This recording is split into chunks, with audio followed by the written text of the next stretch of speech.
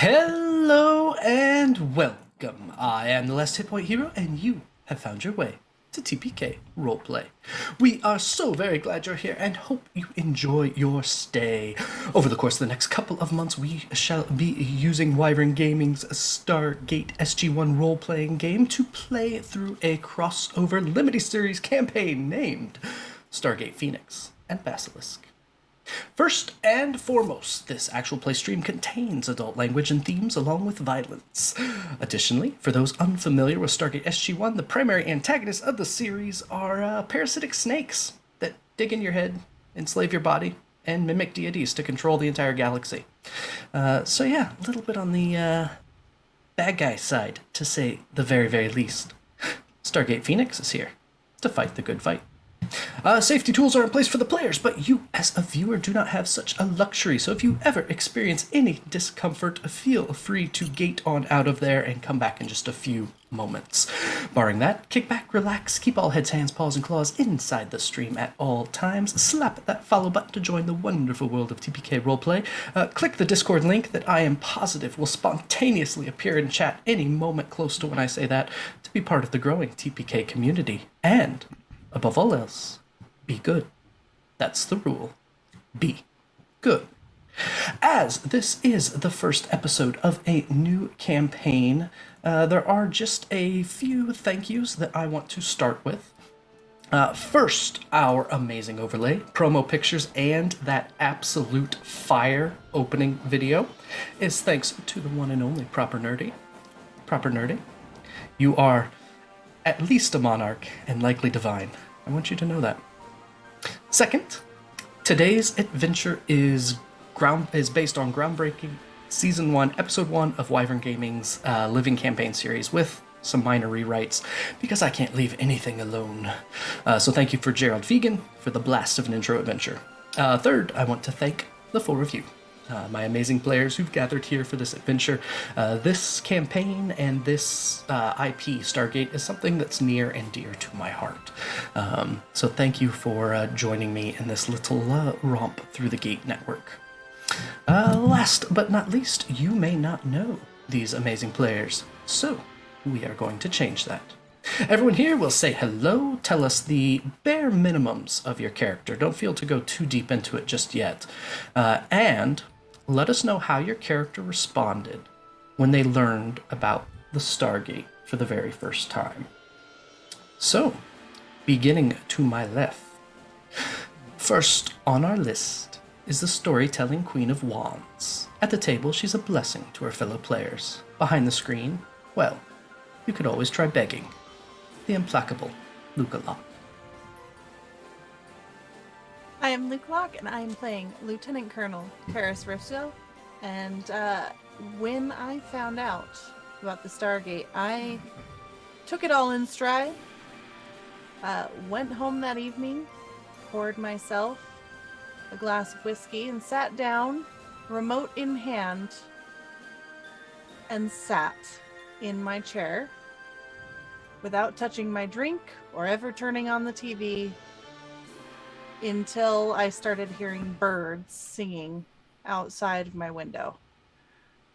At which point I just set the glass in the sink and got ready to head back into base for that morning's duty. Fantastic. Interesting to see where Lieutenant Colonel Russo will take us. Next on the list, continuing further in the upper right corner of your screen, someone who will happily show you the proper way to roleplay. And if you ask nicely, will tell you the best board games around. The decorous, Proper Nerdy. Well, hello. My name is Proper Nerdy. I'm a TPK staff member, role player, and game designer, but today I'll be playing Dr. Altan Troy. He started his life in the Air Force, but after a near-fatal accident, he wound up taking on a Tok'ra symbiote, and after that second chance at life, he was obviously shown the Stargate for the first time, and I would say that he, with the connection he then had, it felt just like right in a way. He after the process, he went into engineering, into science, into medicine, and so his fascination was like sparked in that moment. His improved intelligence and wisdom, just it all made sense in that moment, and so he it like shot through him like whiskey, like it was hot and exciting all at once. Perfect. Wonderful. Look forward to meeting the two of you. Next on the list in the bottom right corner of your screen, brought to us by winds of chaos blowing through pandemonium. Singular in being, but multitudinous in joy. The inimitable Niffer. Hi, everybody. I'm Niffer. I'm playing Dr. Emmie Conner. There is no whiskey involved in this backstory. She has 2 PhDs and 0 parents. She is probably evidenced by the blue hair, an alien. And I think I'm playing in a Turin, which is the race created for this game. Kind of based on the Nox, if you're familiar with the show. So I think that she would have grown up knowing about the Stargate. Correct, Gatemaster? Sure, sounds great. So she had never really traveled through one until a Stargate team came to her planet. And she had been orphaned at that point, so they took her back to Earth and kind of raised her alongside the rest of these wonderful humans. Perfect. Wonderful. We'll see her new life in action.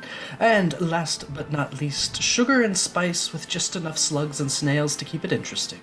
A recipe for fun in any genre, but a science fiction icon in the making. The cosmic Meg Mysteria. I just want to say this is the first time I'm getting one of these, and I'm so fucking excited for it. But hello, everybody. I'm Meg Mysteria.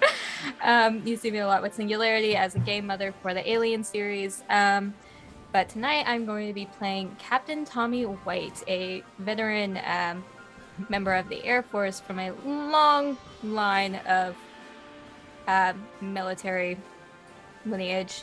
But as far as what happened when he first heard about the Stargate was mostly disbelief. It was like, this is all theoretical, correct? Right? You're pulling my leg. And then actually got into command for the first time and saw the gate and had his mind completely blown. And is now excited and ready to just go out and explore the world. Wonderful, and we shall see exactly where that exploration leads us. So, that is our introductions. Those are our players, and I want to thank you for joining us as we begin groundbreaking in Stargate Phoenix. For those of you that don't know, Earth's Stargate program began when a Stargate was found in Egypt in 1928. The device was brought to the United States in 1939 to keep it out of Nazi hands and was installed deep beneath Cheyenne Mountain in Colorado. When it was discovered that there were grave threats to the universe in the form of the Goa'uld System Lords, the United States established Stargate Command under the command of General Hammond. Initially, 9 teams, SG-1 through 9, were created to travel through the gate to assess threats, open negotiations with the other civilizations, and procure the technology necessary to defend Earth. As the SG teams went on missions, contact was made with several intelligent races as well as distant Earth descendants, which were under the control or influence of the Goa'uld. These team visits were many times a spark that lit the freedom fight within the spirits of those worlds. Stargate Phoenix was created as a classified site. Headed by General P.K. Lawyer, it was created so that these various oppressed peoples could come together and fight against that threat united. This new site, off-world, off-Earth, in a classified location, brings individuals and teaches them to work together, learn together, fight together, and stand against the greatest evil of the galaxy, the Goa'uld System Lords. Once trained, these highly functional SG teams will be sent on missions with the defense of the universe in mind. You, recruits, are members of the selection process, to be placed, perhaps, on one of these teams. We begin with your entrance to the Phoenix site itself.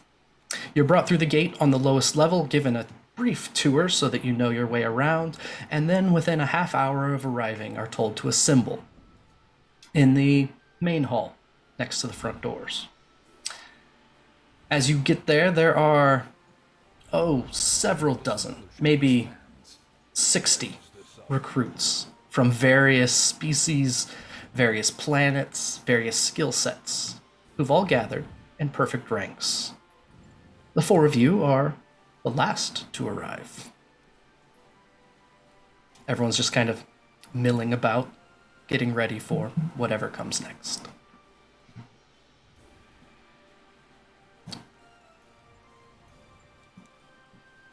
What do you do? I'm gonna stop and scan the room, seeing if I know anyone here, and then I think I would just kind of stick to the edges of the groups as they're chatting. I'm not truly a wallflower, but also not joining anyone in particular. Sure. You take a look around.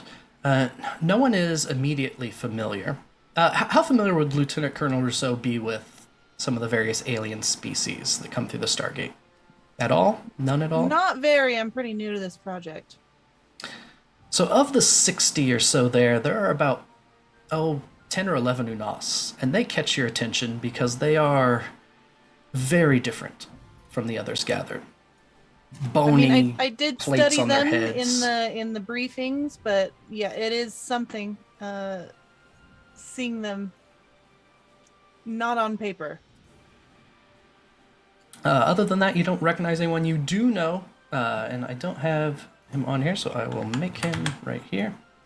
Up at the front is Major Ross, who is standing and just kind of watching. You're familiar with Major Ross. You were told that he would be a contact for your assignment here at the base. Okay. I'm not going to approach him immediately. I'm still just trying to go around and see if I can get a sense for the mood here. Catch snippets of conversation and just kind of mill. Okay. Give me just a general charisma check. Yeah. See how much people open up around you.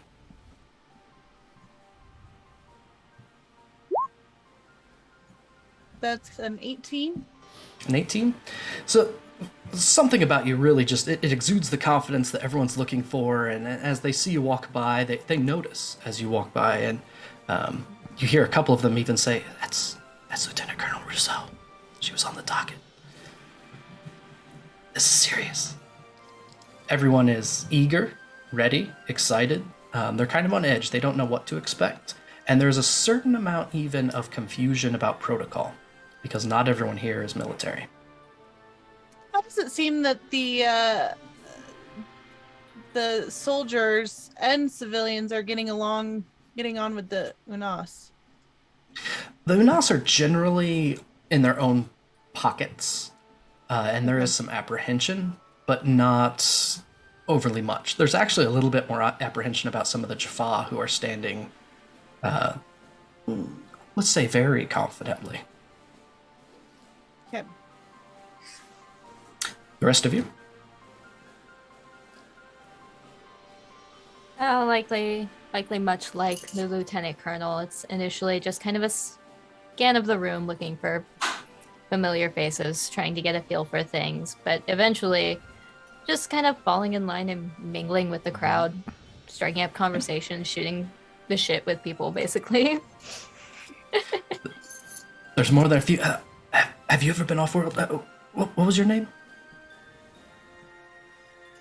Captain White. Airman Andrews, thank you. Sir, or ma'am, it's... Have you been off-world? Or what are we supposed to do? Oh, I've been off world, not for very long. It was kind of in passing, but just wait for orders. They're gonna come through eventually. Looks like somebody up there is keeping an eye on things. We're probably gonna get addressed by the general soon. Right. Thank you, sir. Relax, airman.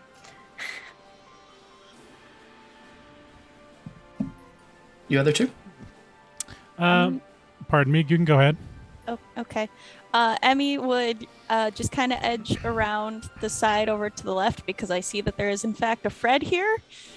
And I feel more comfortable with Fred than anyone else. So I'm just going to go just like look like I'm just, making sure that it's good to go and stuff, but also kind of be looking over my shoulder like, okay, people are around. I could maybe talk to them. No, I'm not going to talk to them. Okay. Just kind of see what's going on in the corner. Watch.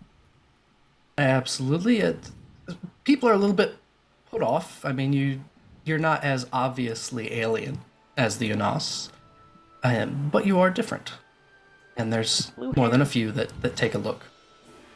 And kind of go about their business. The Fred itself just seems ready. It's an empty Fred waiting to be loaded.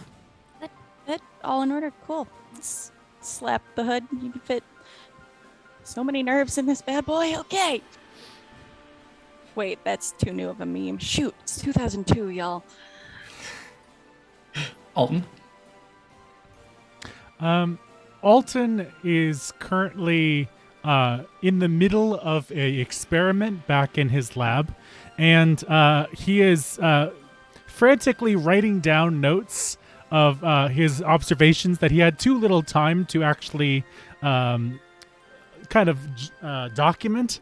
So he's pulled out this like thick, heavy notebook that is, when notebooks are so full that like the pages all get wavy as if it's been dunked in the ocean, like covered in ink. He's like trying his best to like think about next steps in the experiment and other things he could do. We're not brand new to this, right? Well, you're brand new to this base, so you milling about in the lab would draw some attention. So it's not this lab, it's another lab. Sure. But he, as soon as he has a moment to like, as he's thinking about something, he kind of finally takes in the room and is at awe of just like how massive this place is. And it's going to sound creepy, but he is going to be looking at all of the security cameras, all of the electronics, any like interesting piece of technology in this room. He's going to be like almost basically scoping it all out. Mm-hmm. Go ahead and give me a perception check. Let's see how much you notice about local security. I would love to do that thing for you. Give me 1 second, okay? Roll D20, right? Yep. Come on, Adobe, please. Show me my thing. That is only a 12. Only a 12. You look around, and there are a couple of those kind of blocky cameras that have the flashing red lights pointed toward the doors. Mm-hmm. But other security seems it's a frontline base in a lot of ways. So the door is guarded outside. The massive blast doors are locked behind you. There's some pretty decent security, but it's not all obvious. Okay. And about the time you're taking that in, Major Ross up at the front turns and hollers out, "Fall in!" General, PK Lawyer, Toker Council Toli, and Jafar Counselor Rayana. He turns and faces you and waits as everyone... He waits expectantly. The soldiers fall in immediately. Some old airman training kicks in quite immediately for Altan, and he quickly forms rank. Emmie's the only non-military one, but she kind of attempts and like knows that she has to stand up straighter, so she does that. There are quite a few others that don't seem to be experienced in military protocol, and so you're not the only one uncertain, but everyone's kind of just looking around and standing as still as they can. A trio of people walk in. The general enters accompanied by a Jaffa and a Tok'ra. His full-service dress uniform is perfect. 6 rows of service ribbons, including the top-secret off-world service medal, sit expertly above his pocket welt. 2 gold stars are perched above each shoulder. He's a stocky man, about 6'3", and he has the hardened look of somebody that has seen a lot in his lifetime. Standing equal to him, on his left, is a Jaffa in formal robes, Matok staff in hand, and to the general's right stands a late middle-aged woman in a blue and green dress, a loosely draped sash of purple over one shoulder. The general steps forward. Recruits, I'm General PK Lawyer. This is the Jaffa Counselor Rayana, Tokla Counselor Toli. We are here to oversee this endeavor. We are here to oversee this fight against Apophis. I want to welcome the freedom fighters to this site, designated as Phoenix Site. This place is for you. Those standing up, those fighting against. With your continued efforts, we will find a way to overthrow these false gods. We will bring freedom to the Milky Way. Recent missions have brought us some hope. You have borne witness to the fall of the System Lords Sokar, Cronus, and others. I personally want to thank you all for joining us at this critical time. The recent infiltration of the Alpha Site has been a major setback. It's also a reason for us to come together stronger. This is a perilous moment. We will come out the other side victorious. To have so many species unite under one common goal, it does bolster my spirits immensely. You think you see his brow raise and a slight smile form on his face. Over the next few weeks, you will be trained in combat, survival, diplomacy, medicine, and other skills necessary for Phoenix Site Protocol and for the successful completion of missions. Regardless of your prior experience or lack thereof, you will throw yourself fully into all of these tests, all of these endeavors, and all of these exercises. I stress that each of you is crucial. Every rule is vital. He turns and looks to Major Ross, who announced him. Major Abraham Ross will be assisting me as acting vice commander. During your training, he shall be your go-to source for any and all instruction. Again, welcome to Phoenix Site. The trio turn around and walk out. Major Ross snaps the perfect salute, and as soon as the general is around the corner, he comes to the forefront himself. All right, listen up.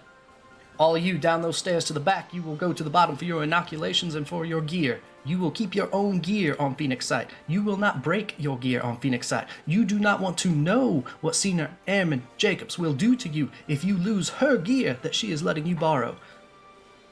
Get down there. He points to the stairs to the back, and people immediately fall out that direction. By luck or chance, the 4 of you end up together. What do you talk about on the way down?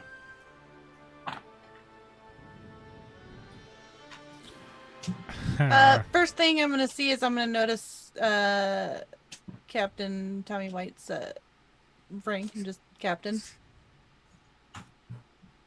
Lieutenant Colonel. Just a nod of respect.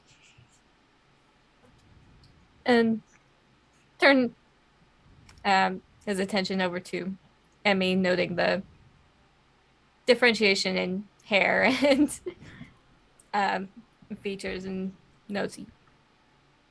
You're Alturin, right? Maturin, Am I getting yes. that one right? Yep. Cool. Only sort of. I was adopted as a kid here, so sort of American. You grew up here.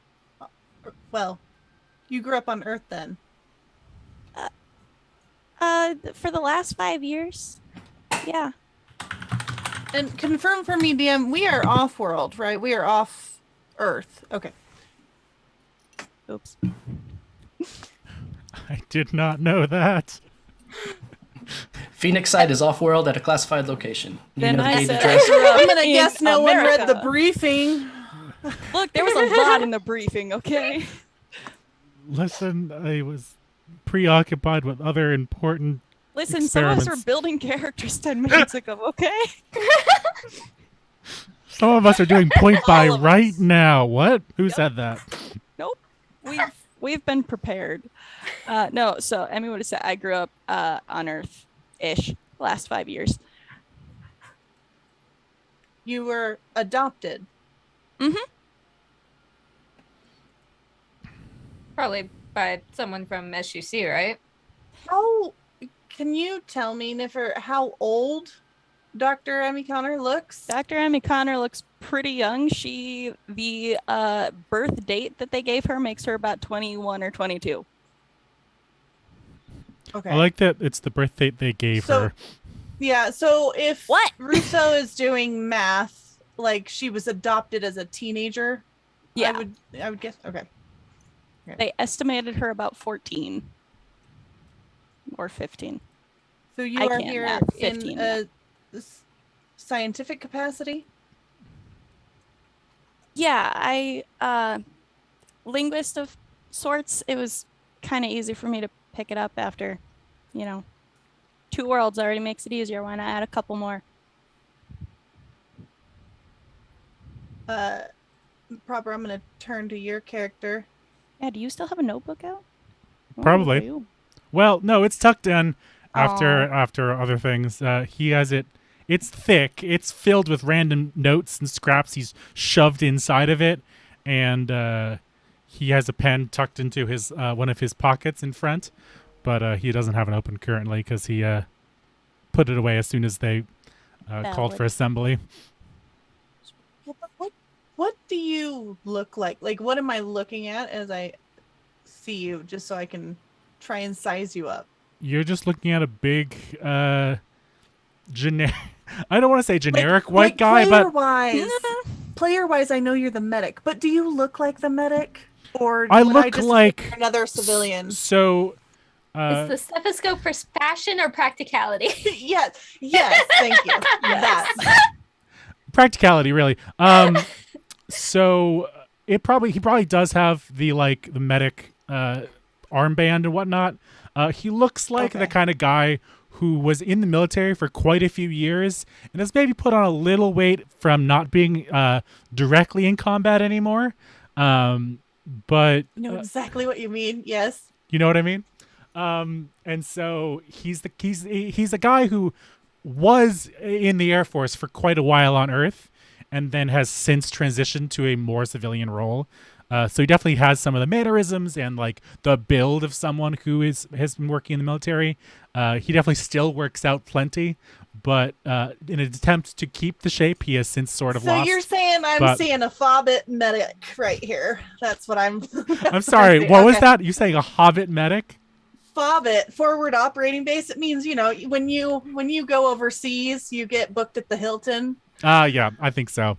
That makes sense. Yeah. Our Okay. modest fellowship expands. Praise the sun. All right. And I'll just look at you. Sorry, go ahead.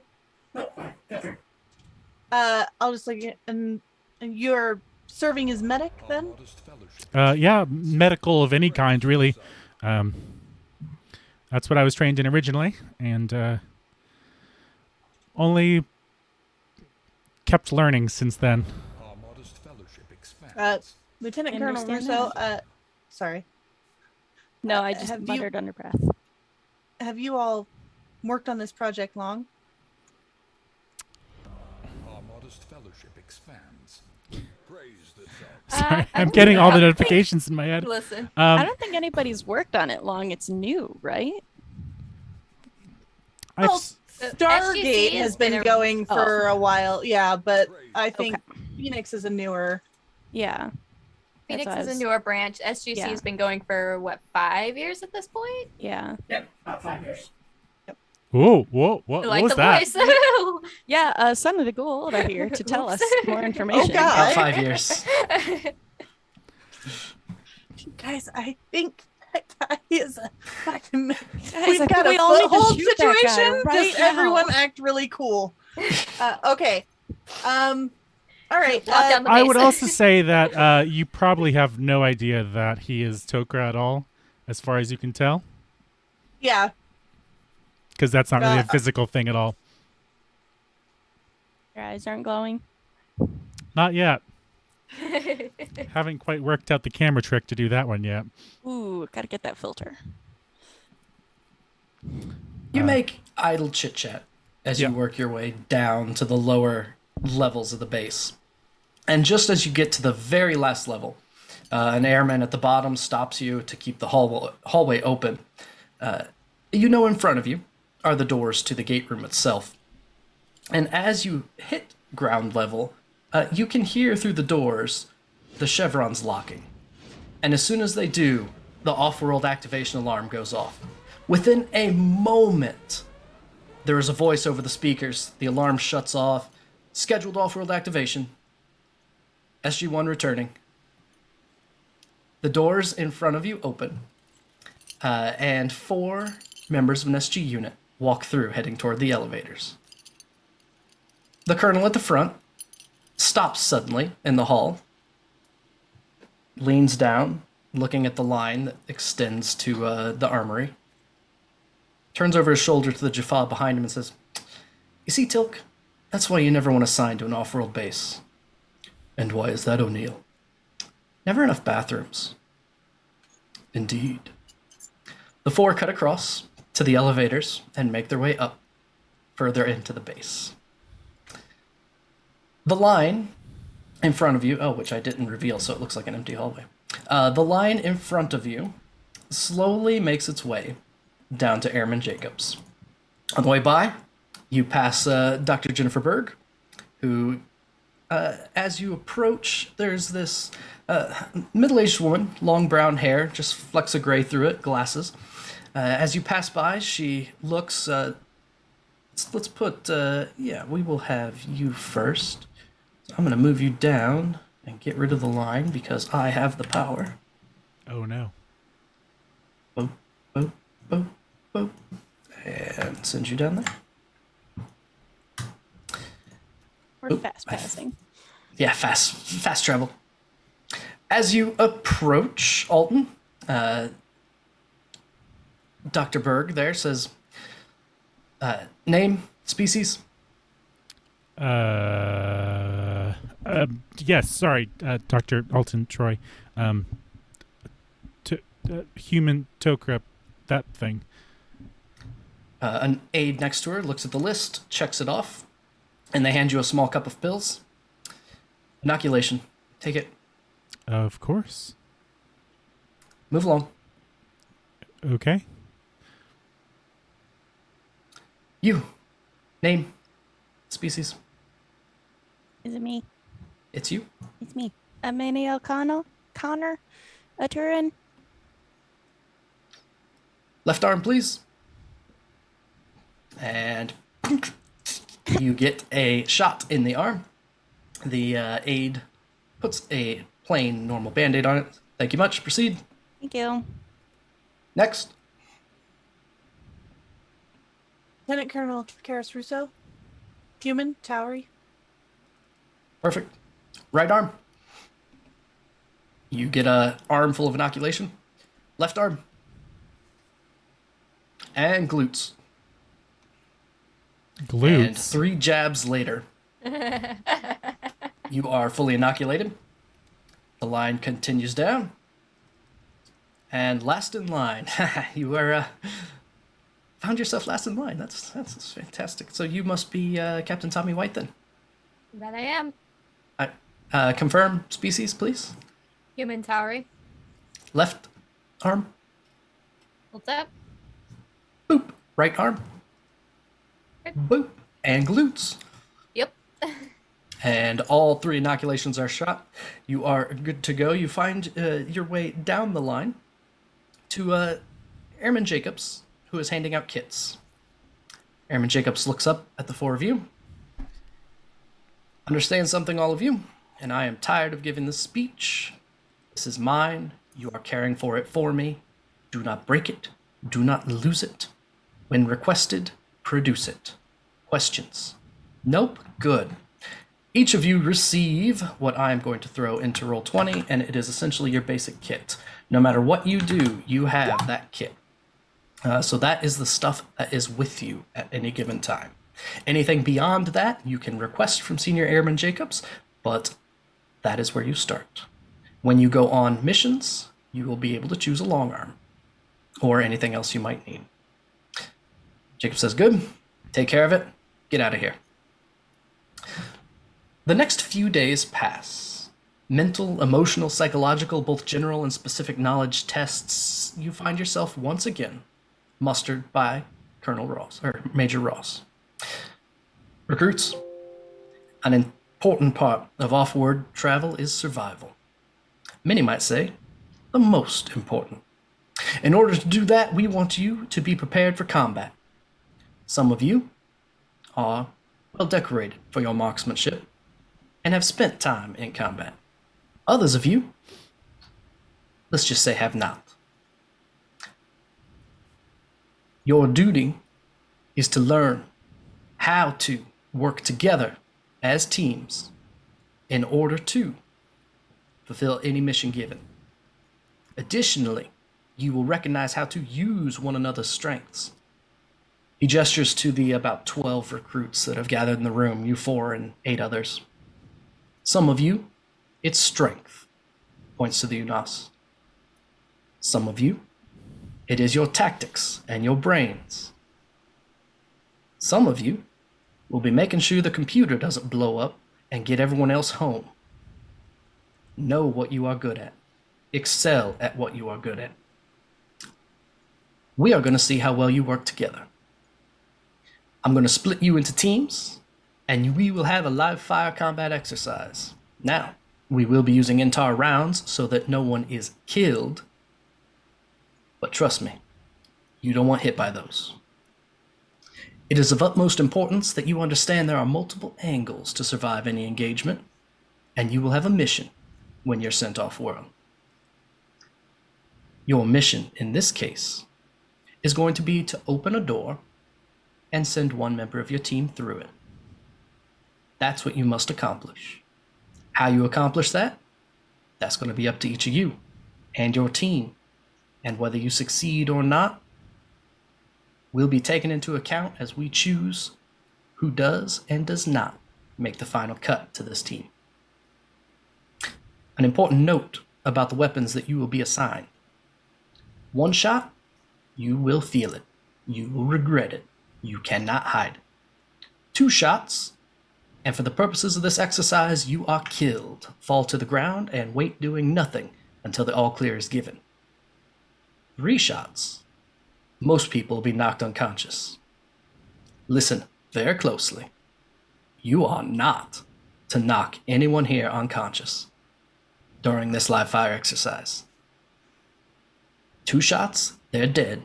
Leave them be. Melee combat is not allowed. Disciplinary action will result from ignoring these rules. Are there any questions? Follow me. The 12 of you gather in that front room where the 60 were. He leads you out the front door, and at double time, takes you about 2 clicks away from the base itself to where you are overlooking... Oh, that was really loud, sorry. To where you are overlooking this.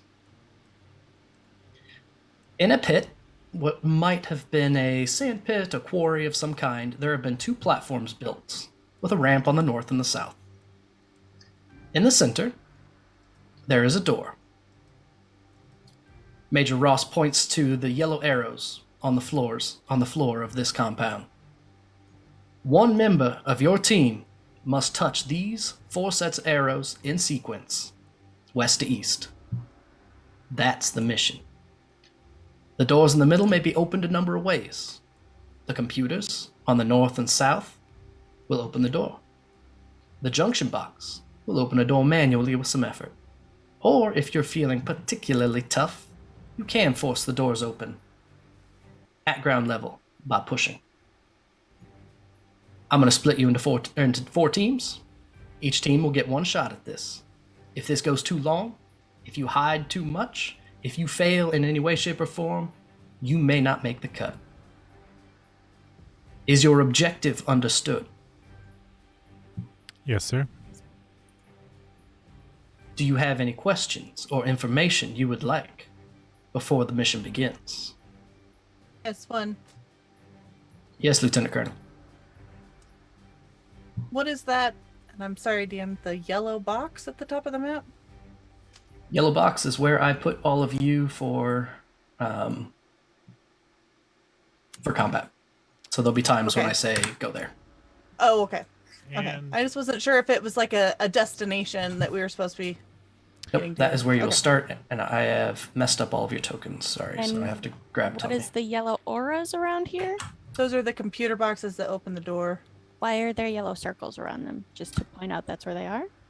So, inside those particular computers, there is a drone. If you are feeling particularly industrious, you can use the computer to control the drone. It is equipped with INTAR weaponry, and it can avoid the cover that the enemy unit will get from the walls on the platforms. You are right, the computer will open the doors, just not as easily as the computers on the platforms themselves. Any other intel any of you are interested in? No, sir. out of character, I need to know one thing. Absolutely. What is I don't know the right word for this, the topography of this? This area Yeah. here and Elevations, this yeah. area here is raised above, and then the doorway area is down below, like where we are right now? Correct. Okay, cool. So somebody basically has to run the channel. Yep. Yeah. Who's the Uh, fastest? It is 10-foot platforms, so you could drop down or raise someone up with some ease. There are walls on the tops of these platforms. These rails will provide cover, Okay. so you are not just shooting straight across at the other unit. But if we stand up, they will be within eyesight. They're not walls. As- They're just Correct. like, yeah, okay. Yep. Crenellations of sorts. There is a Jaffa woman with shoulder-length, dirty blonde hair. What do we get for beating them? Sorry, Emlyn? What do we get? Just honor? Is that what we are fighting for? No, you are fighting for your place in Phoenix Base. I don't have to prove myself. I'm a better shot than any of them, and she gestures offhanded at the Tauri in her general presence. I was born for battle. Emlyn, I understand that there is a little bit of a, let's say, difference between how we look at these sorts of things, but you will go through these motions. Very well. I will play your games. We're going first. She gestures to herself and three Nunas and 2 scientists with her. Major Ross kind of takes a deep breath. All right, fine. You 4. Lieutenant Colonel Russo, Captain Tomi Wright, Dr. Altman, Dr. Emmie, or Dr. Conner. Yes. You take the north side. Understood. Last questions? Hearing none? Get to No, it. but may I have I'm sorry, one question again. Yep, absolutely. May I have a moment to speak with my team? Absolutely. When you gather at the northern ramp, that would be a great time to discuss tactics. Now, would you prefer to keep your pistols, or do you need a long arm? I have a preference for long arms. P90 work? Or you want something different? P90 works. You can have an Intar P90. I'll stick with my pistol. I would appreciate a P90. You have an Intar P90. Dr. Troy, Probably the same. you have a P90.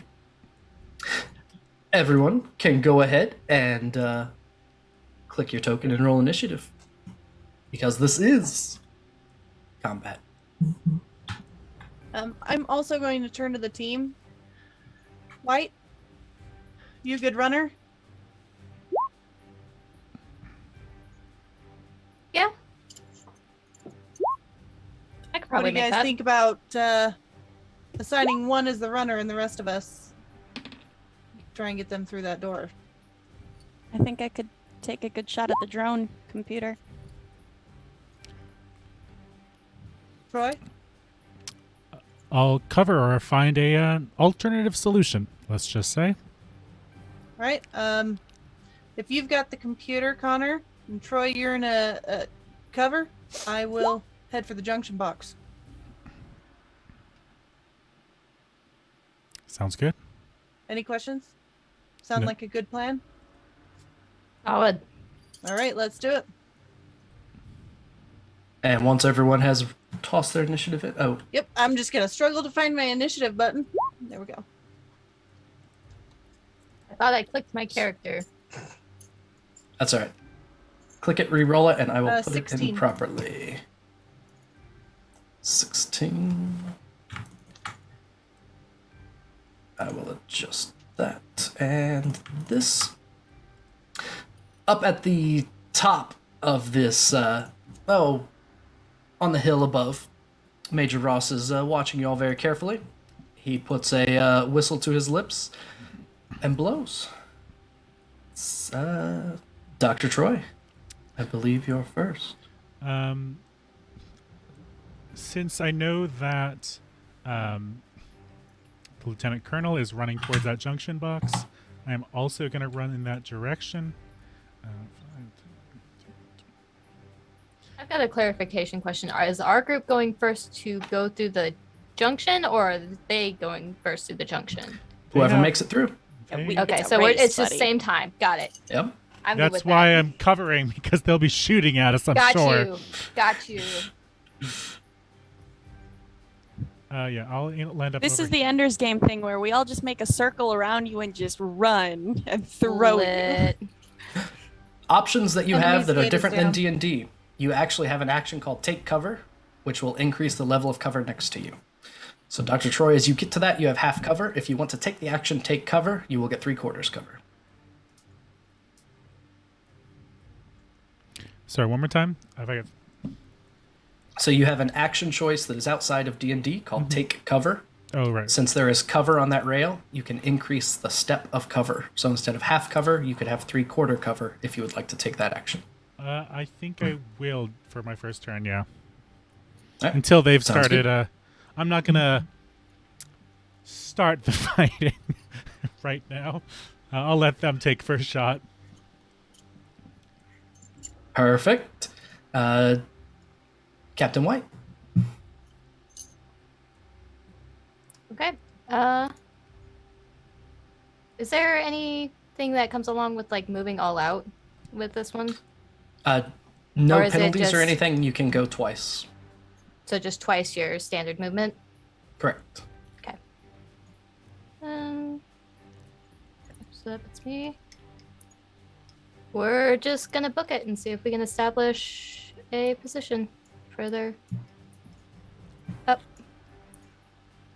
Sounds good. The Jaffa that was talking shit to everybody comes running up the ramp with her Matok staff in hand, saying, "Where are you all hiding?" And comes up to the rail and drops down. Lieutenant Colonel Russo, your turn. She drops down. Where? Right here? Takes cover right there. Oh, she's dropping down like behind the railing, Yep. not into the channel. Okay. No. Very good. Yeah, I'm gonna move right up to the junction box, and I got the movement to do it. What do I need to do to access this thing? What roll Okay. is that? So opening it is just a bonus action. It takes a little bit of fiddling to get it open. Mm-hmm. So you have one of those left. So getting the cover off, there is a crank on there. Okay. And you can crank it open. Okay. It What am I- takes, basically, it takes 3 actions to open the door all the way with the crank. Okay, so 3 turns. 3 turns me. of turning the wheel. Yep. You Okay, can, so like, I'm here, and that's Indiana my turn. Jones I've slide opened under it, that, right? and then I use my next 3 turns. Very good. Okay, Yep. that's what I'll be doing. All right. The Unas is going to growl, and he is also going to run up here to that junction box. The engineer goes, Stevens, what am I supposed to do? Just get to the drone. But I don't, just get to the drone. Fine. And he runs over to that computer, and it's Dr. Connor's turn. I get to the drone. 2, 3, 4. Yep. It is since you still have your action, it is a science check or an engineering check to get this computer working. Yeah, buddy. I am so good at those both. I say that and I roll a 3 on the die. That's Oh. an 8. An 8? Hubris. As you wake up the computer and start getting it booted up, Oh. you see that there are a lot of menus, and it seems to be intentionally convoluted. Yes. That's a intelligence check. Correct. Correct. Okay. I get a class feature from that. So Okay, good to know. I get a eureka moment next. sounds good. Anything else? I don't think so. All right, the other scientist will kind of... he's just going to go running, ducking this way. 3, 5, 6, 1, 2, 3, 4, 5, 6. And he's just running in the middle with like a hand over his head, and he does have a Beretta in his hand, a gun, that is just kind of waving randomly. Oh, honey. Dr. Troy. Oh Lord, it's already my turn again. I'm gonna try to do some distracting fire in some way. Sure. Are we outside or are we inside? You're down in a pit, so you're outside. Okay, well, then I'm going to attempt my best. Is there a way that I could take a shot at this computer here? So the computer's going to have 3/4 cover, so it'll be difficult to hit, but Yep. yes, you can take a shot at it if you'd like. And because I'm brand new to this system, what do I need to add to my roll for my gun? Your dexterity modifier Thank you. and your proficiency bonus. Oof a doof. 9. Yeah, no way. So the question is, since you have a P90, you have 3 options. You can do a single shot, which will be advantage, Okay. a burst fire, which will do more damage, or fully automatic. So did you just want to do the one shot? Yeah, why not? Okay, so go ahead and roll I'll with take advantage. very careful aim. A little bit better, but only 14. No, that's 14? Yes, 14. Okay, you stand up, aim, take a careful shot, and send out one round. Ting! It bounces off the rail. Anything else? I'm gonna move closer to my lieutenant colonel in case anyone tries to attack her while she's working on things. Sounds good. Captain White? Okay.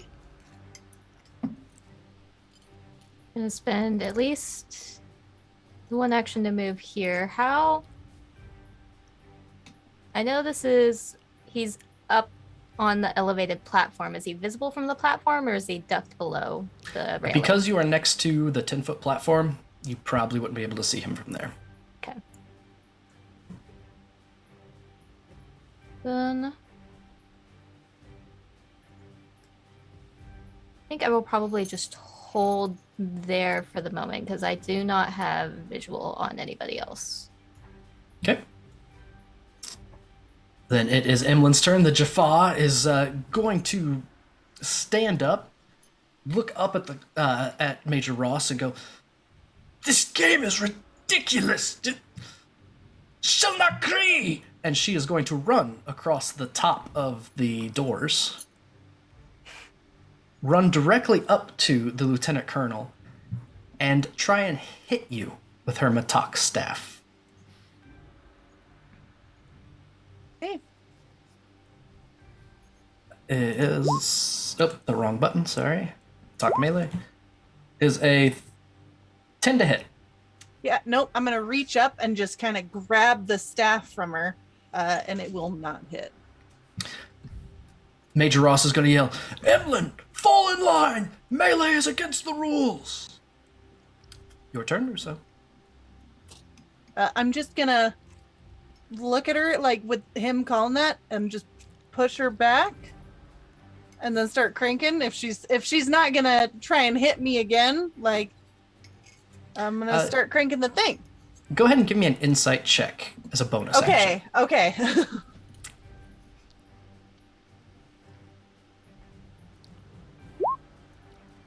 An 11? She seems pretty high strung. Not on me. I'm gonna follow the rules. So, I've pushed her back, and he's called out to her. So I'm gonna do my job, and that's crank. All right, sounds good. That is one turn of cranking. Okay. I'm going to give myself a 1. The doors start to open up just a little bit. The scout on the other side is going to take his pistol and take aim over at Dr. Troy. Oh no, he's got a shotgun. He will aim at the two of you. 5, 10, 15. 1, 2, 3, 4, 5, 6, 7, 8. You are just at his short range. So he drops this cone of Intar shotgun fire, and it catches both Dr. Troy and the Lieutenant Colonel. So that is a 22 to hit Dr. Troy and a 9 to hit the Lieutenant Colonel. Something tells me that hits. A 9 will not hit. Again, I am cranking, and she's gonna hit again, and I am just gonna reach up. Will you lay off and push her back again? And Dr. Troy, you are peppered with what feels like these tiny balls of fire. Effectively, you've been hit once with an Intar. Twice, and you're dead for the game. Mm-hmm. The engineer over here is going to start rapidly rattling on the computer. And you can kind of hear him swearing under his breath. Who designed this thing? It's the worst interface I've ever seen in my... Dr. Conner?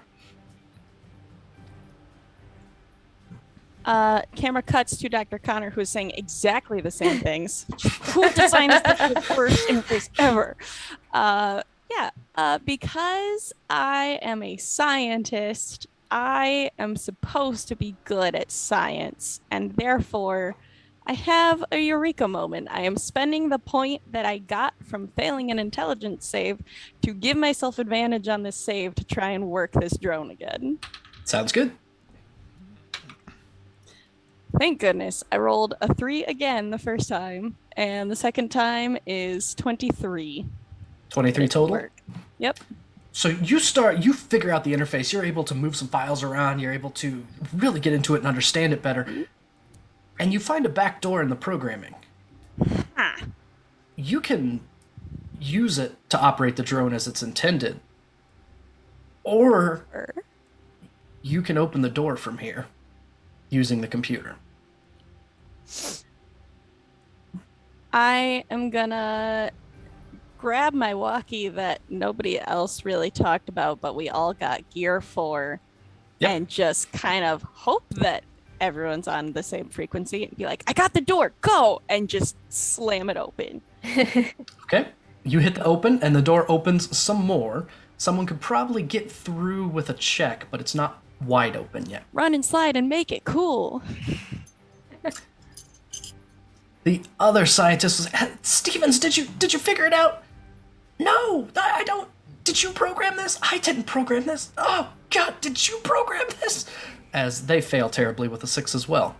Dr. Troy. I'm gonna swing around the lieutenant colonel, and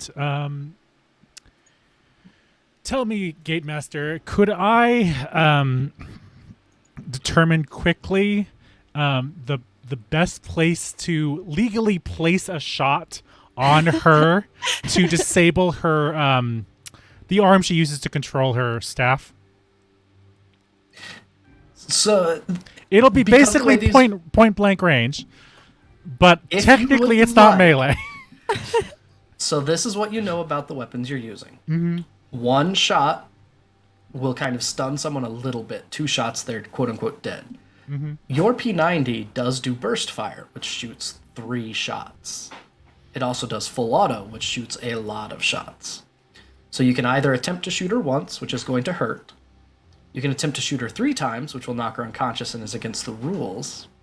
Or you can just open up on her, which will almost certainly take her down, but also knock her unconscious. I mean, what are the odds of you actually hitting 3 out of 3, though? No, I'm gonna do 1. We're playing by the rules now, Okay. and Sounds good. You roll with advantage. I roll once or roll 3 times. You roll 1 time with advantage if you're just taking a single shot. Lovely. Jesus Christ. That is 11. Jesus. 11. So you line up a shot, and she is trying to hit the lieutenant colonel with her Matok staff, and there's a lot of movement, and the colonel's catching it. You're a little uncertain about your aim, and you were too careful and missed. Then can I keep running Absolutely. and wind up closer to the door? She is going to try and hit you on the way by. That's fine. Now it's very clear to the lieutenant colonel, she does not care about the rules. A 15 to hit. Correct. Does hit. Okay. She is actually swinging to hurt you. You take 14 hit points of damage. Thank you, 14. Nice! That's Up so at the much. top, the major yells, "Emlyn, stand down or you will be fired upon." Captain White,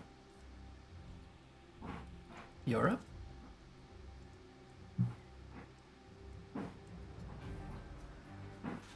Let's see. Then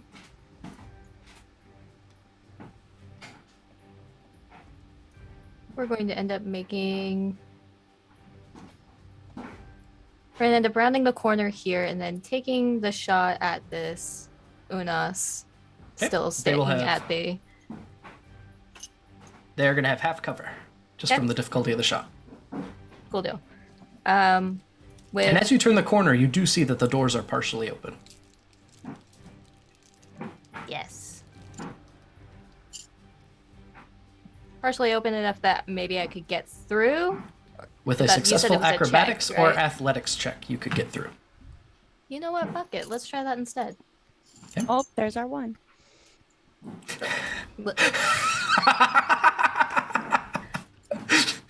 I cuss like a sailor. It's always gonna be me. All right, let's As you step over the over the arrow, yellow. it lights up. And there's Cool this deal. ding. Little Give me ding. athletics or acrobatics, your choice.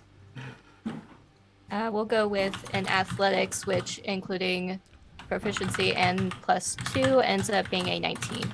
A 19, and your athletics, so you come running toward these doors, lower your shoulder, bang into them, and knock them the rest of the way open to pass through. You can finish your movement. I think that puts me right on top of the second arrow, actually. There is a second ding. Emlyn is furious. She turns and says, "What are you idiots doing? They're already through. Stop her! Stop her now!" And she is going to take a step here, lower her Matok staff, and shoot at you. You have no cover or anything else. She takes a shot and a 14 to hit. That is a miss. Because the Matok staffs have something called Shockwave, I also need you to make a Dex 10 saving throw. Okay.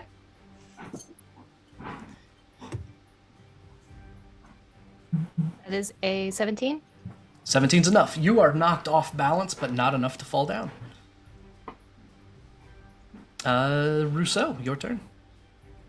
Finally. Okay. Nope. I am going to grab this woman's staff that she is using, and Okay. I am going to try and push her back towards this railing and over it. Okay, sounds good. Give me an opposed athletics check. Okay. And she is going to take advantage on it. A 20. All right. You grab her staff, and she, it might have been part of why she missed that shot. She starts leaning back. You both have your hands on. She just twists and throws and tosses you aside. Anything else? No, I don't really have anything else that I can do, so no.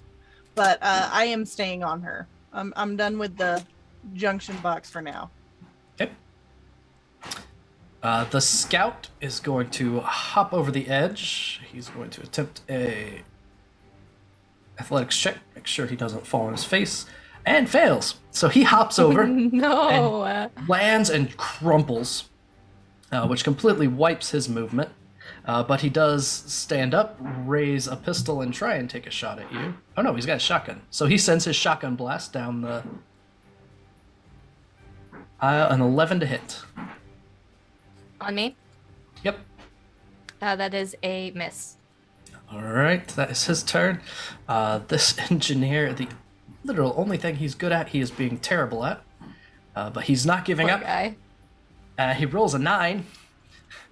So he is very unhappy at You this have computer been down given here. advantage by chat. Oh, okay. I'll take it then. 25. Thanks, Sorry. Tony. We'll take the crit from that. Oh, no. Thanks. Activates the drone that's here, and this drone starts flying and hovers up in the air. And that's his turn. Dr. Connor, Can I still go for the drone? you may. Hooray! Do I have to make another check about it? No, you do not. Sweet. So you have control. You can move. The drone has a speed of a number. A speed of 5. So 5 spots. Yep. Cool. I'm going to. What is give its you control. elevation? It flies out of this platform it's on 10 feet above the air. So, like, even with the platform that they're on? Or, like... Currently, even with the platform. Don't worry too much about three-dimensional movement. Okay. I just want to make sure, because I want to know, do I have, like, line of sight from the drone? Like, am I just flying the drone like I'm a tiny plane? Or is it I'm just flying blind, like, I hope it's going there, fire? You can see a feed on the I have a camera, HUD? on the computer screen. Excellent. Good. I am going to... Oh, I can move it. Yep. So 5 squares? Or... Correct. Okay. 2, 3, 4, 5. And the circle is its range. That just makes it easier to see its range. So it's just gonna kind of like fly in and just drop into frame behind her as like Russo is trying to wrestle with her, and just the drone's gonna drop in and be like, pew. All right. That is a pilot check, please. Pilot is one of your piloting. skills. What is my piloting? Sweet, it's dexterity. I rolled a 16 plus 1 is 17. Just in cases, I'm gonna add the +2 from chat because I want this to happen. So 19. Okay. 19. Your drone drops into frame and takes a little shot. Hits Emmeline, who groans about it and is quite unhappy that you shot her. And the plane just kind of like buzzes back and forth happily. I'm just like, bzzz. He is going to 2, 3, 4, 5, 6 move to there and try and take a shot at Captain White, who's going to have partial cover because of the angle. And he's not very good at shooting anyway, so I don't think it was going to I'm gonna believe Takes- in him. I'm gonna choose to believe in him. Takes out his Beretta, takes a shot, and 11 to hit. Nope. We got a good table. Intar bullet splashes against a good. Oh, crumb! I didn't prep for good tables. Oh, okay. Then we win the game. I got it sorted. All right. Oh. Dr. Troy, go ahead. Dr. Troy, now that both the Lieutenant Colonel and this drone are taken care of, Mrs. McCheaty Face, he is going to vault this edge here and land on the ground next to Tomi. Okay. Go ahead and give me an athletics or acrobatics check, your choice. Will it's not do. a hard check. Okay, one sec. Lovely. That's a 19 for acrobatics. 19 is perfect. You land on your feet. And immediately he's gonna start providing cover for for Tomi. Perfect. Thanks, Boo. I think. Let's see. Can I see this guy from between the doors of the gate? You can. The doors are open, so you can. Lovely. I'm gonna take a shot at him first. Sounds good. God damn it! I'm really bad at a gun. I guess it's been a few years since I've shot one of these. That's a. Remember, you have advantage on the P90 single shots. Thank you. Oh, much better. That's a 22. 22 is enough. You hop the edge, land on your feet, come up, instincts kick in, and perfect shot. And all I'll say to Tomi is run. Tomi, you're up. Pretty much just say, you got it, Doc. Thanks for having my back. And my single movement literally just puts me on this next arrow. There's a ting, ting, and then the alarm sound, the same one that's used for the gate, goes off. The major goes, "Everyone stand down! The exercise is over! The North team has won!" Emmeline is pissed. Mm-hmm. And slinks Fish. away. Oh, she walks away. Just Okay. slinks away. She starts Alright. walking away slowly. The drone follows her. For I was gonna say What happened to stand down? she is getting ready for a long shot. And as the colonel gets your attention and brings everyone back to the major, I keep calling him a colonel. As the major gets everyone's attention and starts walking you back to the base, he nods his head toward the four of you. That was well done. You worked very well together. Yes, sir. Hit the barracks. Won't be too long. We'll be selecting teams. We'll probably even have our first gates. Yes, sir. Time for some downtime. He dismisses you back to the base, and that might be a good spot for us to take a brief break. So we are going to break, and we will be back in about 5 minutes or so. We are back. Thank you for sticking around while we had that much needed brief break. We left off with a victorious group of recruits who just showed that they can work together to accomplish a complex series of tasks, all while being shot at or have a staff swung at them by a half-crazed Jaffa. You make it back to the base. It's 2 clicks away. The entire group moving together. The entire time, Emmeline, that Jaffa that was intent on beating you all silly with her matak, talking about you the entire way. None of it good. None of it positive. All of it incredibly judgmental. About the Tauri, too scared to just dive in when necessary. I'm not Tori.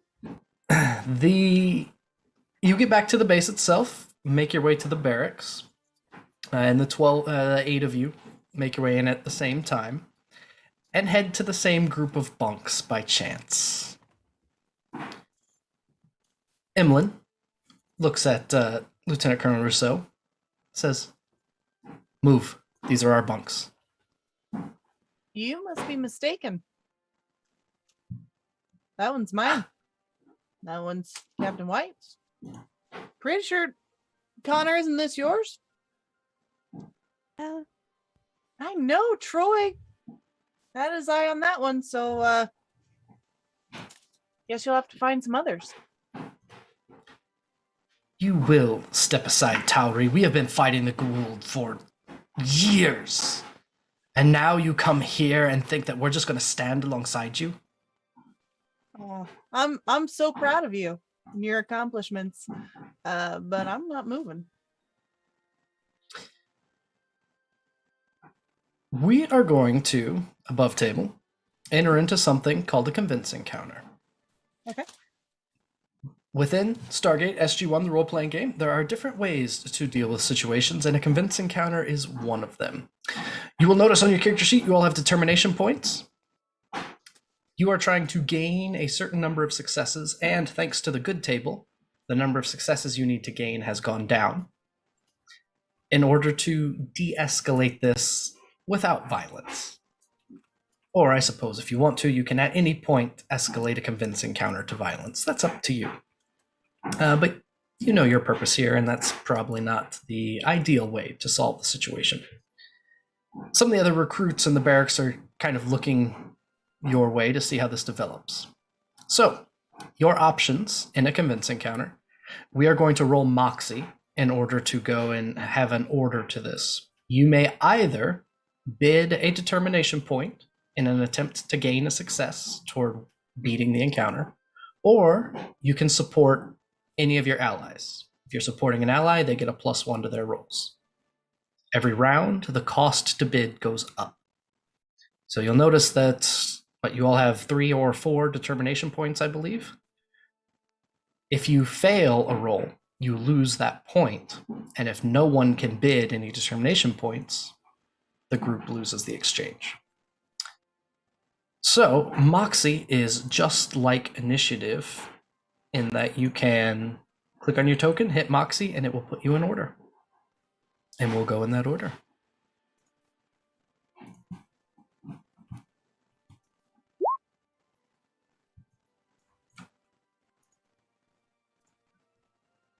$13. 13. And I'm trying to force everyone down to it. There we go. Okay.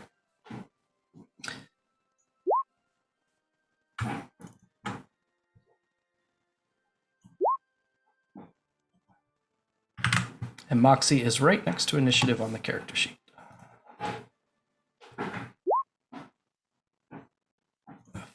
4. Perfect.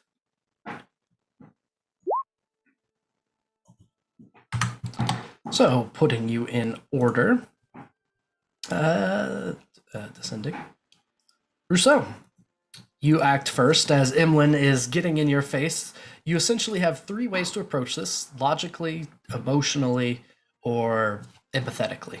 Trying to understand where she's coming from. Trying to talk her out of it from a logical perspective, or so those are your options. You can RP it as much as you want, and then I'll tell you what to roll, or you can do it the other way.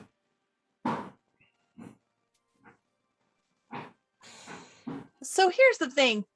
I don't want to engage with her. However, I'm very much taking the approach of she has the rope, she can hang herself, kind of thing. Like if she wants to start a fight in the barracks, like that's on her. So I'm just gonna kind of sit back and kind of put my hands in my pockets, very clearly not looking to be the aggressor, and just say, I am sorry you're a little sore about today and your performance, but you really do have these bunks mistaken.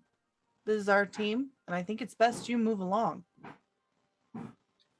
Okay. Do you Just want try to and appeal to her logic of she is in the wrong here. Okay. And then kind of with that stance, you comfortable with an intimidation roll? Or do you want persuasion? Yeah, intimidation. All right. Go ahead and roll intimidation with advantage. Okay, 21. 21. Or I guess, do we go off that first one since it rolls twice? So because you didn't know that and rolled twice back to back, I'll take the 21 if you want. Sweet. Okay. I'll take that. But yeah, so it does roll advantage, and it Yeah. always rolls advantage. So a 21. She looks at you, and you can tell as soon as you bring up the performance that that's a bit of a sore spot. But that little bit of Jaffa honor is enough for her to. It gets through to her. She knows she lost. She just doesn't want to admit it. The bunks are still ours. She kind of seems flustered a bit. Captain White. I have an out of character question. Absolutely. Do the bunks have like names labeled on them? No, it's just who grabs what. Mhm. Okay, I just wanted to clarify that because it would have been really funny otherwise.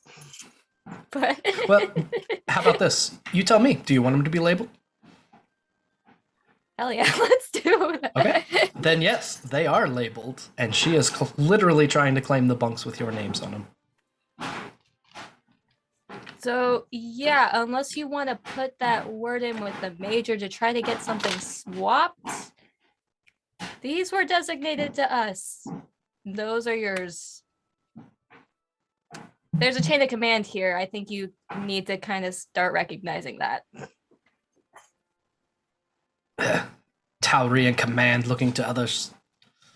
We fight for the place. Our leaders lead because they're strong. I will lead. Persuasion? Is that what you're looking at? What do you think? Yeah, sounds good to me. All right. Go ahead and roll.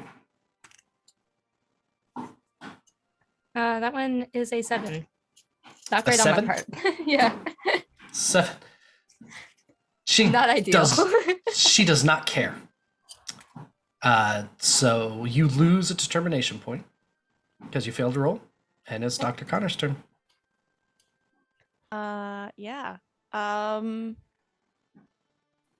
So she's kind of just been like the strong lead. So Emmie's just gonna point out of just we respect that the strong lead and that you come from a place where you respect that. Can you respect that we won then?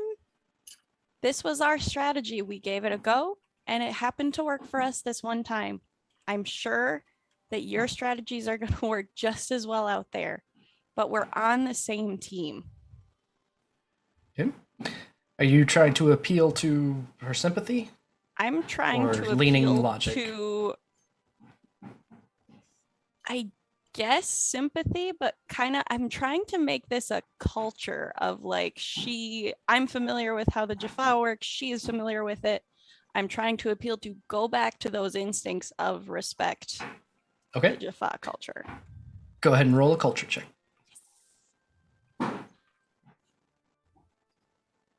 I can math. 17. 17.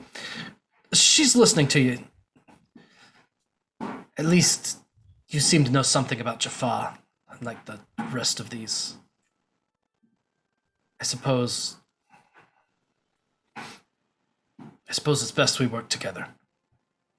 Besides, there's 12 beds in the room. There's only 4 of us. You can sleep over there. Forget it. We'll see how this goes. And she storms off. So, because of the good table, you only had to get 2 successes instead of 3. She walks off. You're successful. And the next couple days pass with less difficulty. There is going to be a long rest, as your next assignment is tomorrow morning. Do you want to do anything, say anything in your bunks, or just skip ahead to the next day? Let's play poker. That was Niffer, not Emmie. No, I'm good to just Okay. pass out. The next morning, you are called to the gate room itself. When you arrive, the person there to meet you is actually Dr. Berg. Get rid of your duplicates. Duplicate. Man, we have duplicates already? That's usually like a second season thing. You arrive at the bottom of the ramp, all together with your gear and the long arm of your choice. So you can have a P90 if you'd like. If you want a shotgun, you can have a shotgun, any long arm that you'd like. Dr. Berg's staying there. She says, hey guys, come in. I'm Dr. Berg. We met briefly a couple days ago. Just call me Dr. B. It's perfectly fine. I want to familiarize you with Phoenix Site protocols for gate travel. So everyone pay attention, take notes. Remember this. I got this wonderful job because of my sparkling personality and the inevitability that if you screw it up, you'll be on my operating table. So first off, the gate room here is the most secure place in the entire base. Most well fortified. We guard it constantly. She gestures to the airmen off to the side. We observe everything from the command room up there. She points above you where there is the typical glass window looking down over this lowered pit where the gate is. She points at cameras, says, Danae is our gate technician. She keeps an eye on the gate. Don't say anything bad about her banana pudding, or you'll find a lot of locked doors around here. Heard that banana pudding that Danae makes is just choice. Oh, it's a damn good banana pudding. Hearing everyone talk about it in mess yesterday. Really good stuff. All the doors open immediately. Spin her up, Danae. The gate begins to lock in chevrons. Each light up in turn, the inner dial spinning as the event horizon opens. And the puddle of blue that goes somewhere in the rest of the universe opens. That never gets old. I love that sound. The gate has just been dialed to P1X774, which is an off-world base camp, and all of you have your first off-world assignment. Are you excited? Ready? Yeah. Oh. Couldn't be more thrilled. Oh yeah. Wow. Tough crowd. Well, you'll do great. It's wonderful. I'm glad you're here. Look, she points to a Fred that is slowly making its way up the ramp. That was Fred, and it bloop, goes through the puddle. A field remote exploratory device. It will help you, move the supplies to the base. That's your mission. Yeah. So make sure the Fred gets to the base to resupply and come back. It's that easy. The gates will stay open for 30 minutes, but they close automatically if nothing's going through. Radio signals will keep a gate open. I think that's really all you need. This. And she throws each of you a GDO.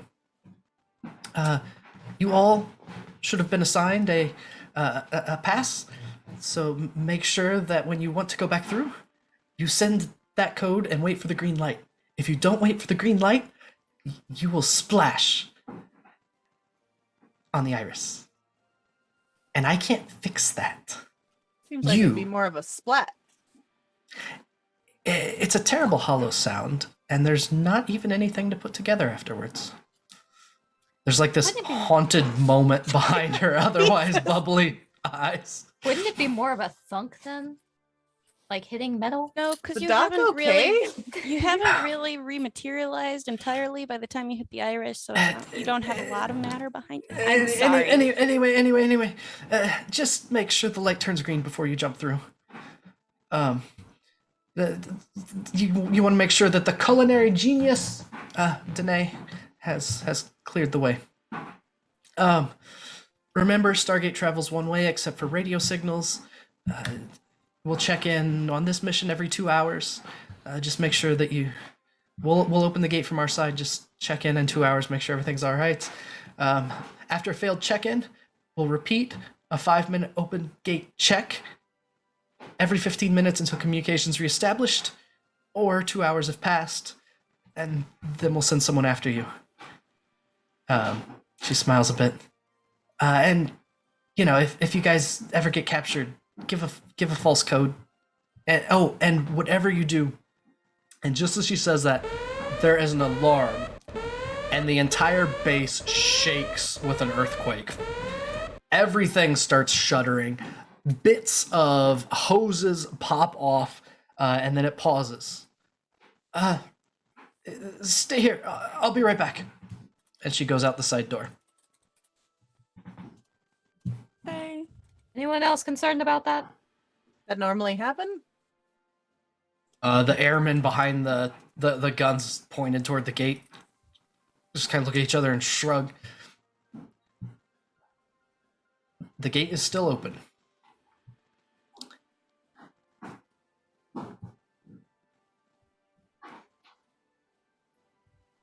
You didn't get that impression. And as you wonder about what happened, the alarm goes off again. And just like before, about a second after the alarm goes off, everything shakes even worse. The blast doors seal, both over the windows. Oh, wrong button, sorry. The blast doors seal over the windows. The doors seal. And there is a pop and a hiss as some kind of vapor starts emitting from behind the gate.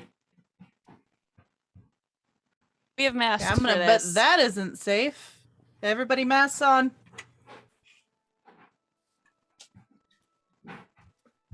Everybody, go ahead.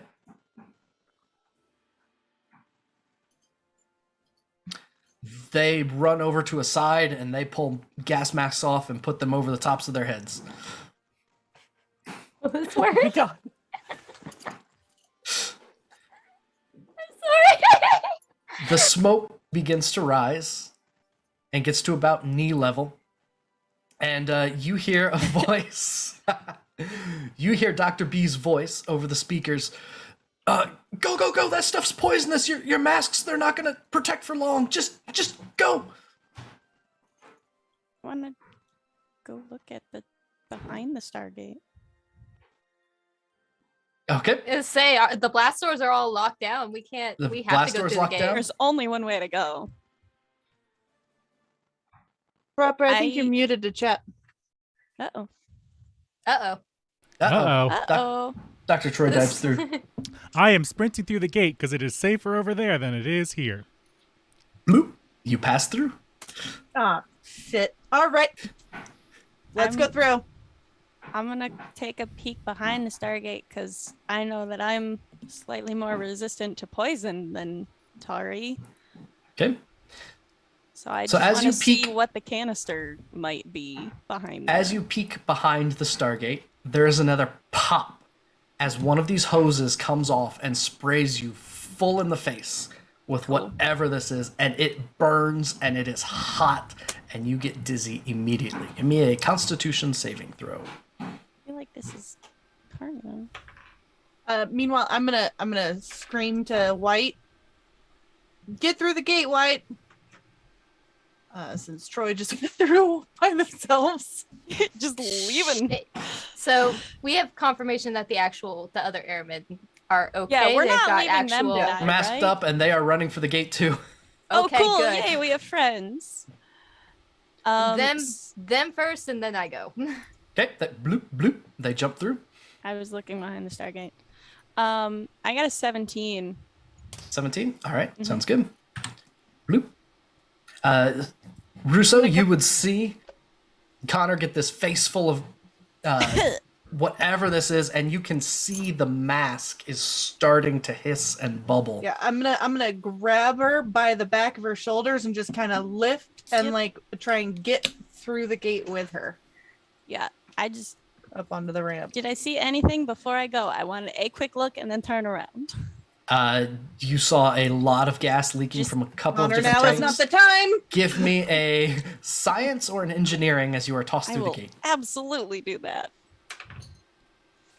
15. 15.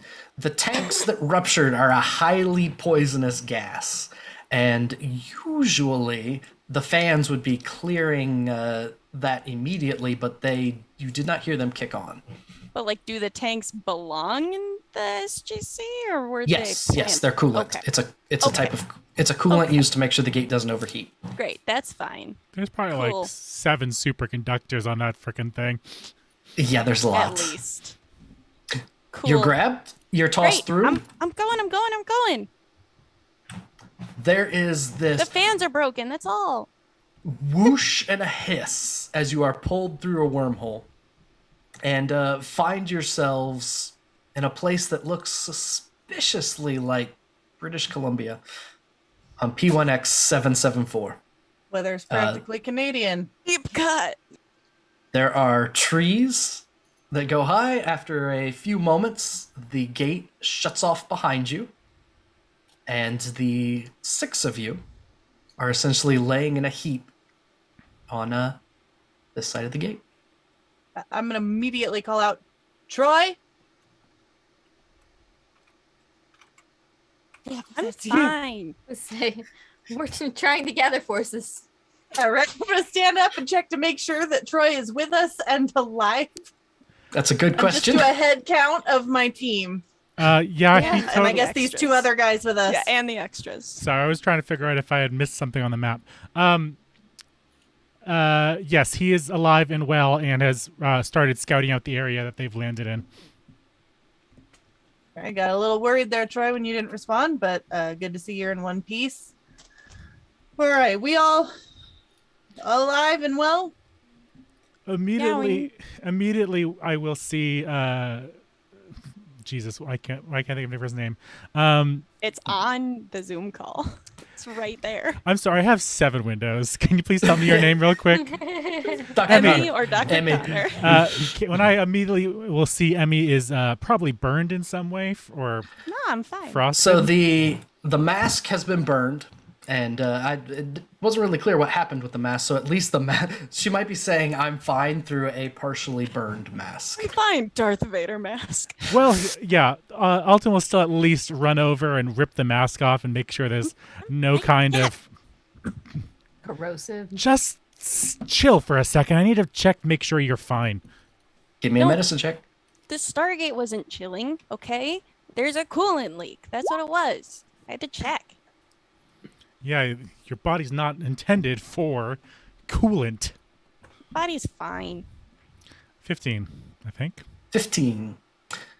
So with a 15 and her saying that it's the coolant, you rapidly dig through your brain to figure out, to remember what the coolant was. Yeah, because the mask melted, she definitely inhaled some coolant.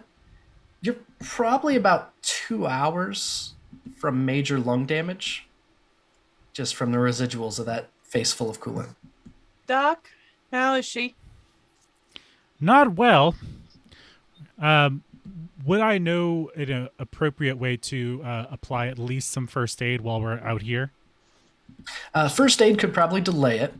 Yeah. There is stuff on the Fred that is resupplying a medical base, and you know that the easiest way to treat it would be just to make your way to the base that you're there to resupply. Yeah. We've got about 2 hours. You probably are not as good as you think you are. Try to take shallow breaths and, store your energy. We've got to walk. I'm gonna look at the 2 airmen that came with us. Airmen, if you could up and at them, get pulling on security. White, you good? All good, Lieutenant Colonel. We How should far probably out get are to we? this base and so we can try and reestablish contact. And where are we? Should let Let's them see. know. We've got we have coordinates on the Fred that we at least know where we're going. So the Fred is very slowly driving away from you. It seems it's probably on a Autopilot. pre-programmed path. Besides that, you don't know. You know that the medical base is about a click away. All right, let's Okay. follow Freddy boy. About the time that you start to leave, the Stargate reopens behind you, and your all of your radios open up, and it's Dr. B. I'm gonna make this real quick. The gate room's locked down until the leak's contained. The fans aren't blowing. Something you should know about P1X: very acidic rainstorms. So if you see pink clouds, move faster. Let's see. I suggest getting to the base camp for shelter. We'll check in about 2 hours. Good to know, Doc. Thanks for the heads up. We'll check in. Gate closes. All right, you heard her. Pink clouds. Take cover. Let's get moving before they show up. Yes, sir. The two airmen go out to the sides to flank. Oh, look at the sky. How is it actually looking? Go ahead and give me a nature check. All right. Or survival, your choice. Nature or survival. We'll go with nature. Oh, it doesn't do me much good. That's a 4. You don't see anything that looks like a pink cloud. I'm colorblind. That's we're establishing it right now. I can't be though because I'm enlisted. So follow the thread. Going with Fred.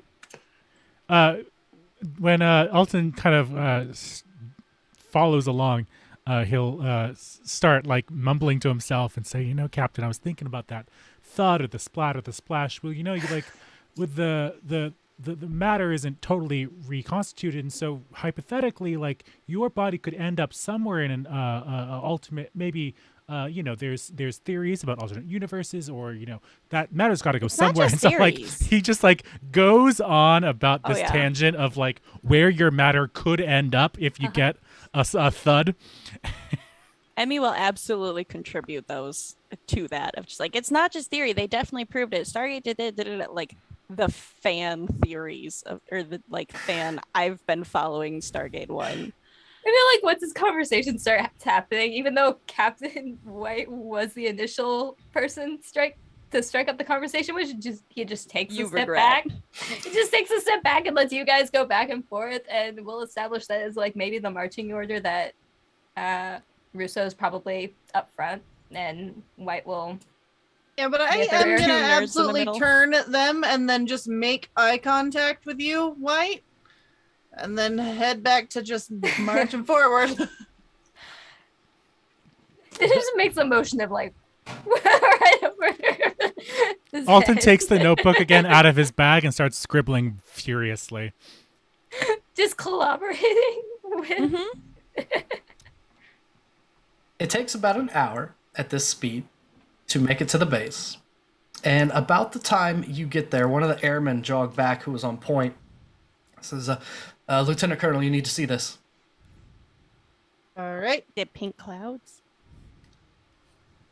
You jog back, and as you look over the ledge down into where the base is, it's clear even from here that the entire base has been ransacked. It wasn't really built to be fortified. There's tents everywhere. They have been torn down. There's smoke rising from a few places. All right, I'm going to definitely signal for the airmen to get down, and I'm going to signal. I don't know the signal, but I'm going to signal back to White. The signal that means danger, get down, so that she can alert everyone by her. And I'm doing so silently. And then I'm just going to, let's move back, airmen. And like kind of go back. Immediately, Altan will fiddle with some controls in the side of the Fred and make sure it stops in its place as well, so it doesn't wander off into dangerous territory. Yep, you stop the Fred. There's no check for that. You know how Freds work. I was going to say, even if there isn't a button for that, I have found the button. I have pried open the casing and made a button. It's a big red button. It says stop. Thinking, Doc.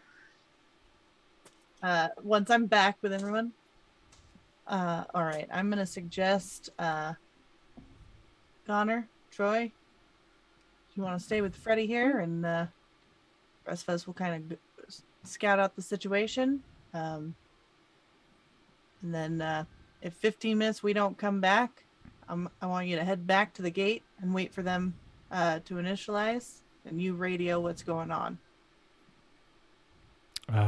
Sure thing. Lieutenant Colonel, is it sir or ma'am? It's up to you. Whatever you want. Ma'am is fine. Sir is fine as well. You got call it. me Russo if you want. You got it, ma'am. Just don't call me late for dinner. And then making Just that terrible in joke, the I'm gonna awkward go- silence, he will laugh, but is so confused by it. Just the I'm awkward gonna go laugh. over to White and just like confirm the plan with them, and then I am just gonna. All right, we're gonna have that there. As soon as I think it's clear, I'll signal, and you guys can leap up with us, and we'll just kind of keep going forward bit by bit. You got it. Okay. White, you and I are gonna try and head up there. HB, Dude, you're gonna stealth? for the stream, is there a map for this? No, there's not. Okay, cool. The theater of the mind in it, boys. Days and Oh, no. gals. 7 stealth. Okay. And Captain White.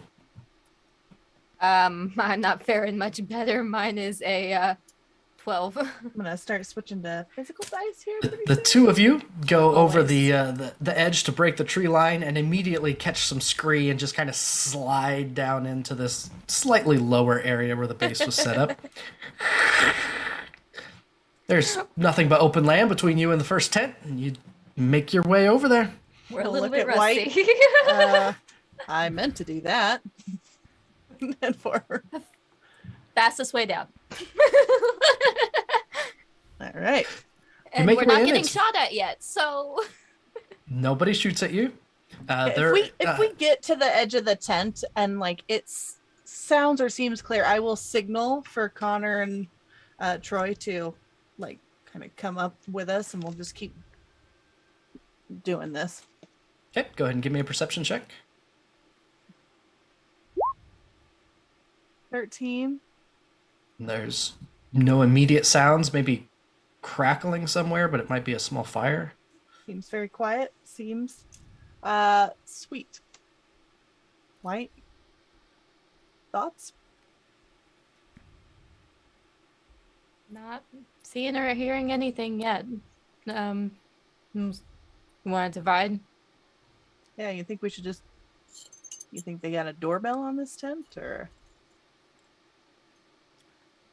It's a joking, tent. White? Is, Let's is there? I want to know if this tent has actually been ripped into or not. Like if This particular tent seems mostly intact. There might how have many been tents like are around us? oh, You say probably this particular one. it looks like there's only- probably a half dozen tents. 2 of them are Oh. larger pavilions, Okay. and then smaller ones. It's not like a base. It's more like just a small operating area. Can I just kind of sidle up and just take a peek in the canvas and see what the situation is in there? You look in, and it is absolutely ransacked. There's stuff thrown everywhere. Somebody has been here looking for something, maybe, or otherwise made a big mess. May I step in and attempt to investigate what happened here? Go ahead and roll investigation. Sweet. A 17? As you start looking around the mess that's in this tent, you can tell that it was ransacked, probably about 6 hours ago. So it's really not all that long ago. And as you look out at the floor of the tent, you do catch a boot print that you've been trained to recognize. It is a Jaffa boot print. The treads are very much what are used by the Jaffa soldiers of Goa'uld system lords. All right, I'm gonna get White's attention and then point to that so that they notice it. Gotcha. Okay, then looking around now, more paying attention to whether or not there's any the markings that are usually left with the Motok weapon fire. You look around, yep, there are different places that it definitely looks like Matak blasts have gone off. And I'm assuming also shell casings from soldiers fighting back. Some shell casings, you know that this wasn't a particularly well defended base. There was no reason to suspect the Goa'uld would come here for any reason. Okay. But you don't see any bodies, you don't see any Jaffa, you don't see anything else. If does it seem relatively fresh? Russo thinks about 6 hours. Yeah, and if you, I would guess in about 6 hours, based on how cold that soup is in that hot plate. You? Both scientists up here are very proud. Speaking of, what are the two scientists doing while those two are digging around in the camp? Digging around above the camp. I would say probably he's keeping a close eye on the weather. He kind of sits there going, I do wonder, what do you think causes the acid rain on this planet? Is it a natural occurrence or something that has been developed through civilizations? Well, given that it's the pink in the clouds, that would probably point to just a different chemical makeup in the atmosphere, and I'm just like also science babbling back at you, and this is amazing. How about the two of you make nature checks or science checks? Either one's fine. 15. Hey! Both of we're you, on top of each other. High five. both of you notice that the rocks around this do show pitting from acidity of some kind, but there's still a lot of plant life, and it doesn't seem bothered by the acid in the same way the rocks were. Oh well, now It leads you to believe it's probably more of a natural occurrence of some kind, rather than something new that would destroy the plant life. Right. Mm-hmm. Right. Natural immunities in the in the leaves and plants and stuff, the local fauna or flora. And what do we know about this planet in particular? So most of what you would have asked, you didn't get the information to because there was an earthquake that cut off a lot of the we didn't details get you like would have briefing ahead of time or We anything. didn't get briefing ahead of time. Okay. That was our briefing. That That was your briefing. It was very brief. Something tells me there were some clerical errors here because I didn't get any paperwork. Anyway, If the rest of if I'm not hearing a bunch of activity in the rest of these tents, I'll signal for them to move up. Absolutely. You guys get the signal to move up? okay. We're like still talking about acid rain on the way down. It's like, yeah. I mean, it's This distinctly possible is- that if there was civilization here long enough ago, or currently, that the plants could have adapted They in would have that developed, time. Yeah. But we've It's just this is perfect. So Lieutenant Colonel. Yes, Captain. There's no bodies here and no Jaffa, so what do you think the odds are that they took them? There weren't any tracks by the gate, so there has to be an encampment somewhere, right? I would assume there's something here on world. I bet we search about a bit and we can find where they went. Okay. I expect somewhere there will be some large pyramid or something for their ships to descend on, or at least that's what I read in that. That or some guys in big metal and gold armor. But Dr. Troy, you said that Connor here wasn't in very good shape. Do you think that there's something here that you can use to treat her? Speaking of, as an hour has passed, Dr. Connor, your lungs have started to burn just a bit. I'm fine. You very much do not look fine. You are very much not fine. Is there anything in so you said they ransacked this place. Are things gone or just disturbed? Because if there's anything that he can use that may have survived the attack, he's going to be collecting that. Sure. Go ahead and give me a perception check as you look around for the necessary medical supplies. Why did I make wisdom such a low skill? 10. 10 is exactly enough. You are able to look around, and you can collect from a couple different tents and crates that were dumped and unloaded. You find enough to perform the necessary procedure with decent ease. Yeah, so from the Fred, he has an extra bag of just like important medical supplies that probably he wouldn't fit in his bag, which is his bag is already stupidly large to begin with. So he pulls things out and starts prepping the area. And like shakes his nerves out a bit, and then simply gets to work. While that is taking place, Rousseau and White, go ahead and give me a perception, investigation, survival, whatever you're using to investigate the area.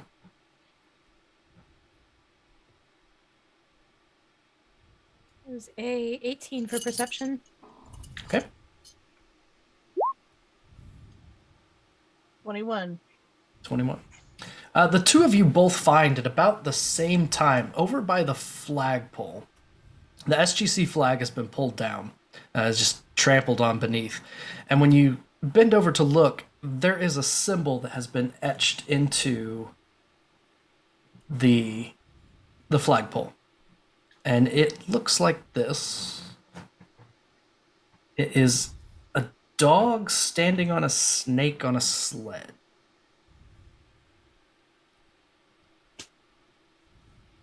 The doc is still administering to Connor, right? Yep, they're doing that over there. All right.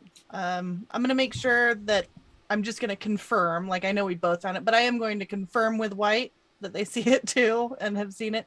And then I'm gonna just kind of walk back towards Troy and Connor and just Doc, how's Connor doing? You wrap up the breathing treatment, and Connor will be fine. Connor, if you're feeling all right, I'd love if you came and took a look at something. Hop off table. Yep. And I will lead you over to this. Perfect. Go ahead and give me a culture check. Perfect. Net 20! Yay! So, For a total of? hang on, I'm checking.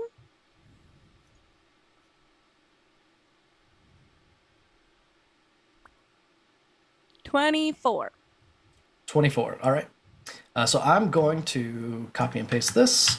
Hooray. And toss this into chat. Ignore the checks since you got 24. You got all three of them. Hooray! The other thing that Captain White and Lieutenant Colonel Rousseau saw while you were digging around the camp is the only tracks in and out are along the path that goes back to the gate. So the conclusion you reach is whoever ransacked this place did so and left via the gate. Oh, okay. Cool. So, yeah. Emmie would convey all of the history and the significance of, this is a jackal on top of a serpent, which is, symbolic of Wapwawet, who is an Egyptian god dedicated to guiding the deceased through frequently dangerous paths to the afterlife, clearing the way to the final judgment of the dead. However, most likely, probably adopted by Goa'uld, who is dedicated to war and destruction. Not the top dog, pardon the pun. But currently probably in the service of Anubis. Also, I secretly would like to check if Russo did appreciate the pun because she's been making a lot of puns. So I maybe want to check if she approves of the pun. I didn't hear the pun at all. I was clued in on Anubis and I recognized that from all the paperwork that I read when given this post. And Anubis. I know that name. We need to check in with the base. Yeah.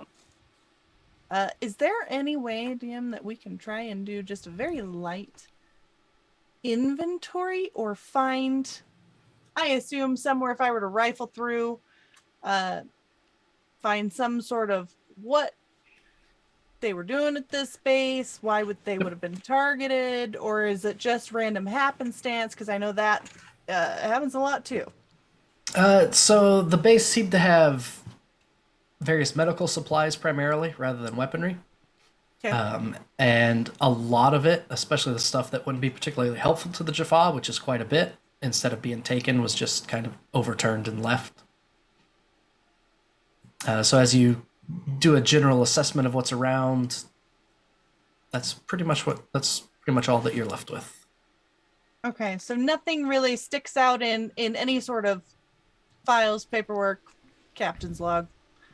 No, you find the command tent, and it was just it was one of those boring bases off-world where there were a couple scientists doing some research on the acidic rain, and the medical staff that made sure nobody got hurt while doing that. Okay. So it seemed your impression is left. It was one of those innocuous posts that wasn't supposed to do anything, and someone got approval for something or another. All right. Well, Does it ask if there are any like protective gear that they had outside of the tents, obviously having some sort of protection from the acid rain, if they had any like clothing wise? Give me an investigation check. We'll see how much of it you find. Sure. That's a 17. 17. You find 3 ponchos that seem to be different than typical rain ponchos. The material is a little bit more waxy, and that's... Dr. Troy and Dr. Connor might notice it's similar to the leaves they were obsessing over. Wyatt, what you got over there? Looks like we might have some gear to protect us from the rain. Again, looking for pink clouds. We'll see. All right. Why don't you take one of these? And I'll take the other 2 and throw them off to Troy and Connor. Connor, Troy, suit up. I picked a leaf earlier when me and Troy were looking at it, so I'm just gonna be like, poncho, cool. And just be like, oh, look at this, and like Let's show go Troy. leaf peeping another time, Connor. Sorry, Poncho on. it's already on. I want to make the suggestion that we actually follow the actual tracks that were left, like the Sure. footprints that were left. Because if they were going back to the gate, if it was on the main path, that might have been something that would have noticed beforehand if there was a lot of footprints moving around. But we didn't roll perception technically at that point, so... You don't recall a huge number, but there was a lot of activity around the gate, so it's possible. Okay. So you start heading back then? Yeah, Is that what I'm hearing? if White's looking for Prince and trying to, I'm gonna let them lead the front, and I will take up the rear. Then we just got our other 2 airmen just vibing. I would assume that they are taking either they're side. on security, either side. Yep. Setting up the perimeter. Are you we start leaving making- Fred? Are we leaving Fred? That's a good question. Are you going to leave Fred with the resupplies? I mean, the place has already been ransacked. I feel like they're not gonna come back. Doc, you think you can convince Fred to come back with us, or are we leaving it here? I'll do some fiddling and see what I can do. Yeah, there's Alright. conveniently a button for go Give back. me an engineering check to reprogram it. 19. 19. You have absolutely no problem reprogramming Fred. In fact, you could probably push Fred to go a little faster if you wanted to. And I do. All right. So instead of taking an hour for Fred to get back, it only takes about a half hour. As Fred goes quite a bit quicker. I probably am going to be breaking a few circuits in this thing, so I hope they're okay with me ruining this. It'll only drain the battery faster. Yeah, we'll tell him You're we very found it good at that what way, you do. Doc. I like your What are thinking. they gonna do? Make you repair it? I mean, they could. Is that the On the way worst thing you back- could be doing? On the way back, your radios crackle open. It's Dr. B checking in at that 2-hour mark. You're probably about halfway back to the gate. And you expect Dr. B, and Dr. B answers, this is Major Ross. Here you go, Major Ross. Well, what's going on over there? Major, looks like the base has been ransacked. Evidence of Jaffa. Nothing else that we could find. We are headed back. We're about halfway back to the gate right now from the base. All right, excellent. We've gotten the coolant cleared up, and you are clear to return at your convenience. So do get back and dial home. Okay, understood. you make your way back, and give me a nature check, everyone.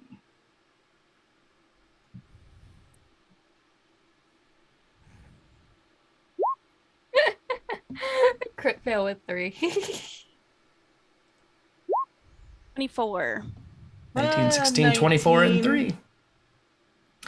So everyone except Captain White notices that there is a dark pink cloud off to the east. Not a cloud watcher, sorry. Judging by its speed, you probably have about an hour before it arrives. You see it just as you enter the clearing around the Stargate. All right. Good timing, then. I get you're following tracks, but we got a cloud. Everybody, cloud incoming. Let's dial up. Who's dialing home? Altan will. I almost said Altan will mount the dial home device, and that was the incorrect terminology. Doc, you got it? Just for that, Oh. you have lost privileges of dialing. Altan will dial home. All right, you start dialing. The first few lock in. And then right when you hit the button, the wormhole fails to establish. Altan will try hitting Doc? it. Okay, go ahead and hit it. What do you mean? Go ahead and hit it. Smack it. Attack. Make an attack roll. It doesn't open. Doc, you dialed the wrong number there?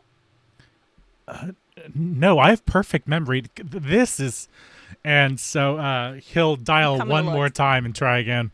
I'm gonna come Alright. watch you dial. You watch, putting in the top secret gate address for a Phoenix site, and the wormhole fails to establish. I'm going to immediately kneel down and either break open or open up the mechanism underneath this dial home device and see if I can't figure out what's going wrong. All right, give me an going to the- athletics or a dexterity check. I'm going to the gate itself to look at like the chevrons and stuff to see anything wrong there. Sounds good. Not in the path of anything that might be opening. Just wide berth. That's a 12. A 12? So did you A say 12 's athletics enough to- or dex? Yes, or just straight dex. So if it was straight dex, it would be 14. But either way. Yep. Either way's fine. 12 is what you needed. You're able to quickly access the panel that's underneath, release it so that you can lift the cover of the DHD. You open it up and you expect a certain number of things. There should be control crystals. There should be the primary power crystal.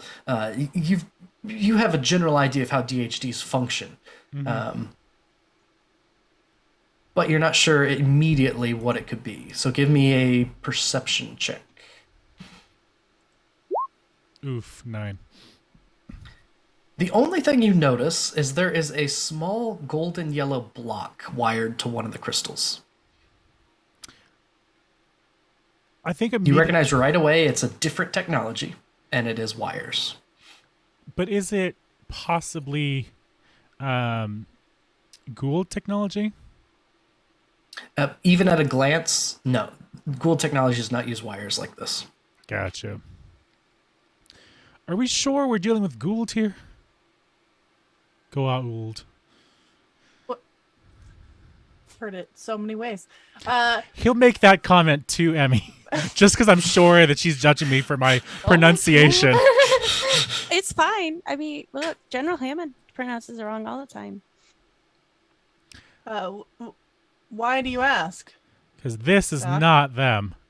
And he'll ask Carys to come over and look at this strange contraption thing. Now I want to. It's outside of his wheelhouse. But also, Dr. Conner? for anyone who does come over, he's going to attempt to make sure you don't touch it, because his bomb training is kicking in. Yeah. Okay, I'll poke down. I'm very new to the Stargate project, so I'm gonna poke down and look at it. So you're gonna poke it? Crouch down and like poke my head down and look at it. And I'll Just take the knife I'll and be poke honest, it. Doc. It looks like some wires. There are two kinds of people on this team. Now, I can't say whether that's what's causing the problem, but it's the only thing that I recognize that is wrong. think I mean, I'm looking at all these crystals and everything, and then there's wires, and I gotta say, one of these things is not like the other. Should we just? Do you think we could take it out? Are you of the age that like technology and computers are like a struggle for you, or are you dialed in a little it's bit? more just like I've never No pun intended. really. It's more Sorry. that I've just never really You're dealt doing with so it. good. I don't have any particular training on it. Yep. It's not like, oh, I am boomer. It's more just like, this is not my skill set. No, you're fine. I'm just wondering for character things. I can attempt to remove it, but God knows what'll happen if we're not careful. Why? You know anything about wires? I know sometimes you should cut them and sometimes you shouldn't. About what I know. Connor, But if it's wires, there's what other races deal with that other than ours? is this a test? I mean, I doubt it. Connor, real quick, Yeah. do you recognize any writing or anything of a kind on this? Do I? Go make a perception check. Okay.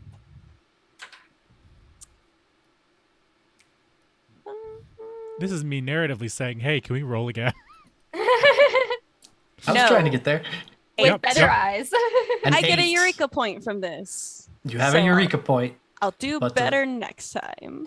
The only thing that's what you notice. There's some other various You crystals said in there, it was a box that is gold and it's wired in? but it's like a golden yellow block wired to the crystals. It's Right. probably only Yeah. like this big. To be fair, that Well- is what I was asking about. If there was It some does- kind of writing on it. Nope, no writing that you notice. I mean, it's the same size and shape as a control crystal, but wires are significantly less advanced of a component in this, so it really doesn't make sense. And I'm just babbling enough, but you know enough, Troy, to be like not saying anything at all. Okay, Not so saying I anything new. think we're at the point where we need to decide if we're going to try to take it out or if we're going to go back to the camp because we might only have time for one. Reminder of that cloud. All right. All right. How long And- Doc, until they dial you're the back one down in? there poking around it. If you want to give me your best opinion on removing it. I'd say if we do, everyone stand back and perhaps you should hold my med kit. All right, will do. Everybody, scoot back. I'm gonna go to the far side of the Stargate. I want to actually make another perception looking for around it. the gate and see if there's tracks leading away because we should probably figure out if this was put in before or after the Jaffa. Mhm. But that ends up being a 13. 13. You're already knowing to look for Jaffa footprints. You look around. There are some Jaffa boot prints, but that are relatively fresh, probably within the last few hours. All of them appear to lead into the Stargate. Can I ask one question out of character real quick that might Absolutely. be something my character would know? The dial home device is designed to dial the actual coordinates that you are sending the Stargate to, Correct. but it is not what controls the Stargate, right? Like it doesn't power the Stargate itself, does it? It does power it, yes. Okay. Yes, Because I was going to The ask. DHD has control and power. Okay. I was going to ask if you could set coordinates, get the Stargate running, and then tamper with the DHD. So you can always attempt to dial home manually. Oh, right. But that would be a whole The thing. Fred has an aqueduct generator, which is enough to trigger a single jump. Mm-hmm. So there's that option as well. Yeah. Now let's Okay. try ripping the box out first. This sounds great. or you could try dialing it up again and see what the box does now that That's the panel's true. open. Good idea. Russo, I'm going to leave it up to you. Box or take the safe route?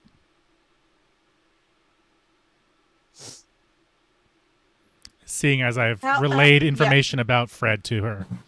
Yeah. I mean, if we have a way to force this to happen via the Fred device, or the That does Freddy. sound safer. Freddy boy, I Yeah, feel Freddy like we boy. should do that, Yeah. Got it. right? We can always send someone back to look at this. I don't want to blow up Let's my just faces. get home. Yes, let's get home first, and then we can figure out what's wrong with this planet. And so he'll start working on that.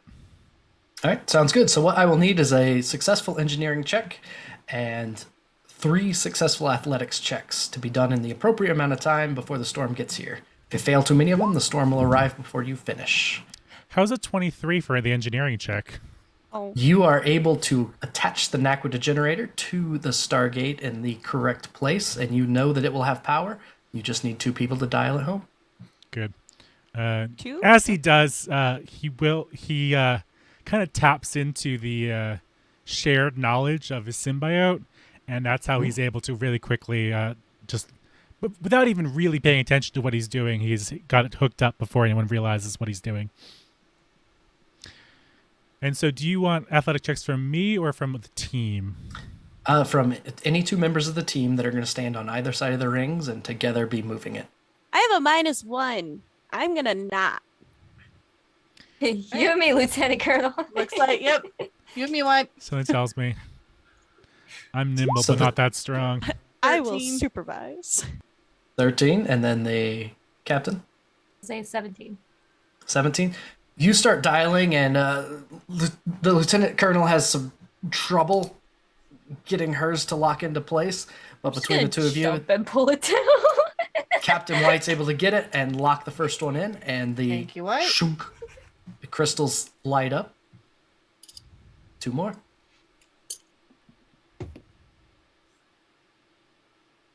Oh heck, that's a 10. Is it rolling? Oh, is that the same thing? I was like, is It's it not another rolling? 13. Okay, 13 again. I feel So like the 2 of you start spinning it. You try and get it in, and the chevrons do not lock in. Not very quickly. You think that if you go this slow, and this is starting to take some time, and if you mess it up again, you might have to start over. The storm could get here. But we need 1 more success to finish dialing. Stargate dice for this. What am I doing? Okay, I'm gonna. Get the Maybe. appropriate dice. Pick Yeah, one that's what from you your many need. click-clack rocks. I am not kidding. I rolled a 1. Do you? Oh, That is an F. do you want me to come try? Could not. Could I not. got Hey, make this a up. natural. I just rolled a 17. A natural 20, so we're picking up the slack.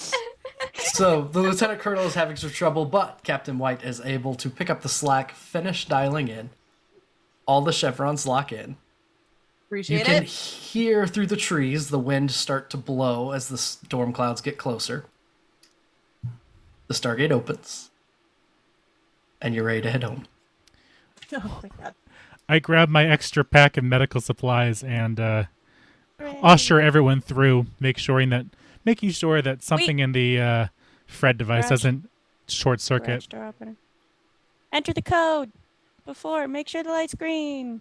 So we DM, we established that like it's just always default we're entering codes, right? Before we Yes. go We through. established Okay. this in the chat ahead of time. Yeah, wanna- okay. It's our first time, and I want to make sure that nothing's hinky and we actually do get a green dot. Unless something's wrong and we have to take it into account, we just put in the code.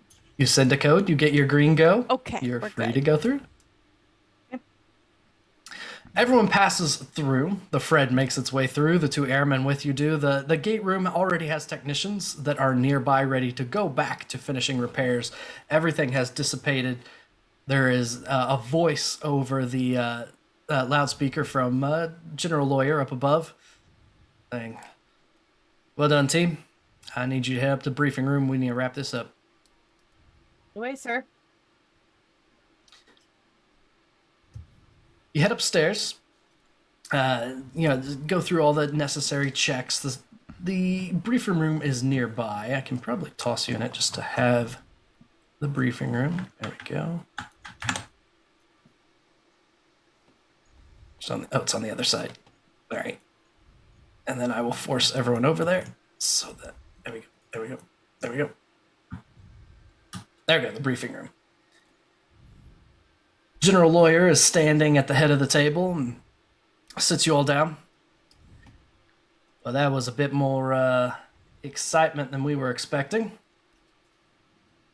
Lieutenant Colonel, report. Looks like Jafar from Whip It. I'm gonna look at Connor. Whip It showed up. Pop it.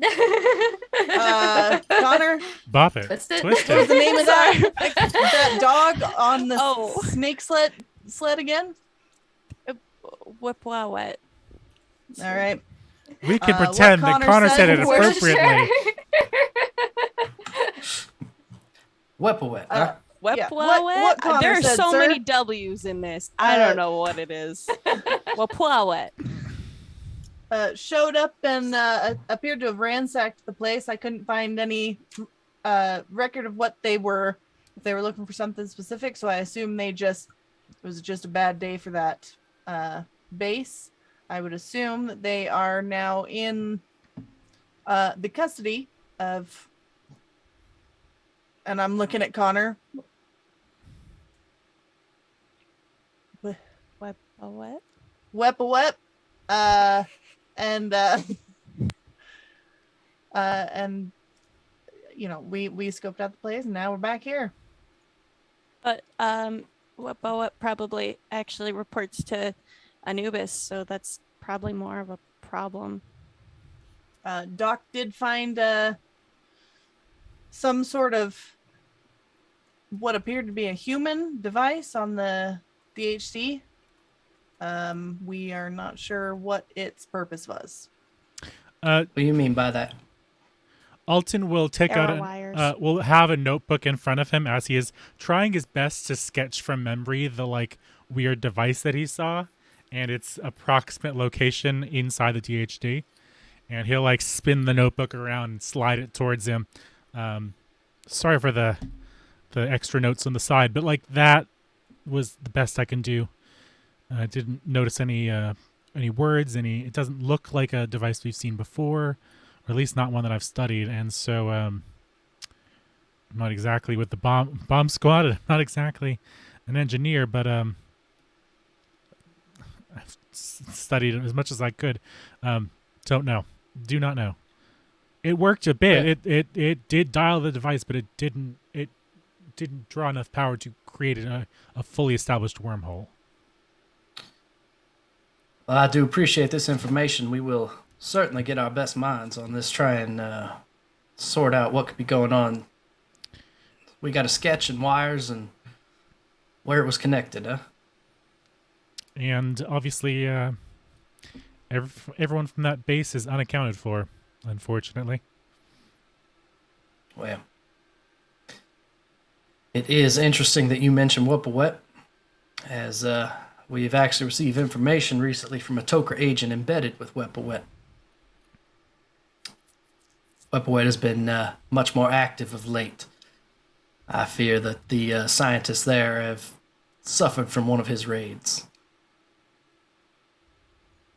If we could get some more information about where he's been, where he's going, might be able to help us out with finding who he took. There were 2 civilian scientists and 4 soldiers assigned to that base. Half dozen souls somewhere under Goa'uld control.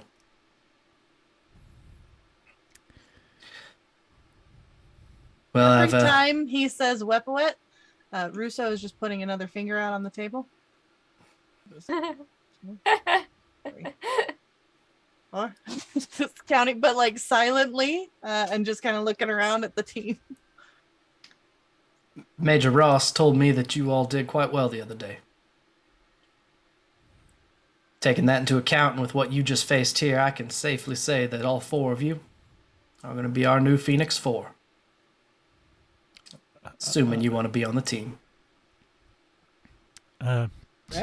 Sure. Why the hell not? Now, usually, there would be cake to celebrate something like this, but fortunately, there's been so much going on with Wapwawet that we just couldn't get it around in time. Oh no, without the cake. that would be so long on the treadmill. I'm good, thanks though. We can do cake later.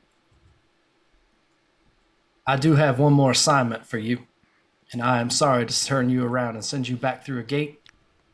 But while you were away, that is when the contact within Wapwawet's that is when we received information that Karasha wanted to check in.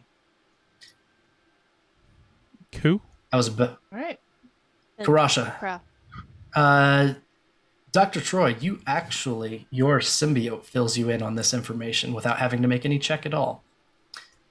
Karasha is a very well-known Tok'ra agent. Kind of the James Bond aura around her. She is the spy of spies, and when she embeds with a Goa'uld Lord, they usually fall not too long after.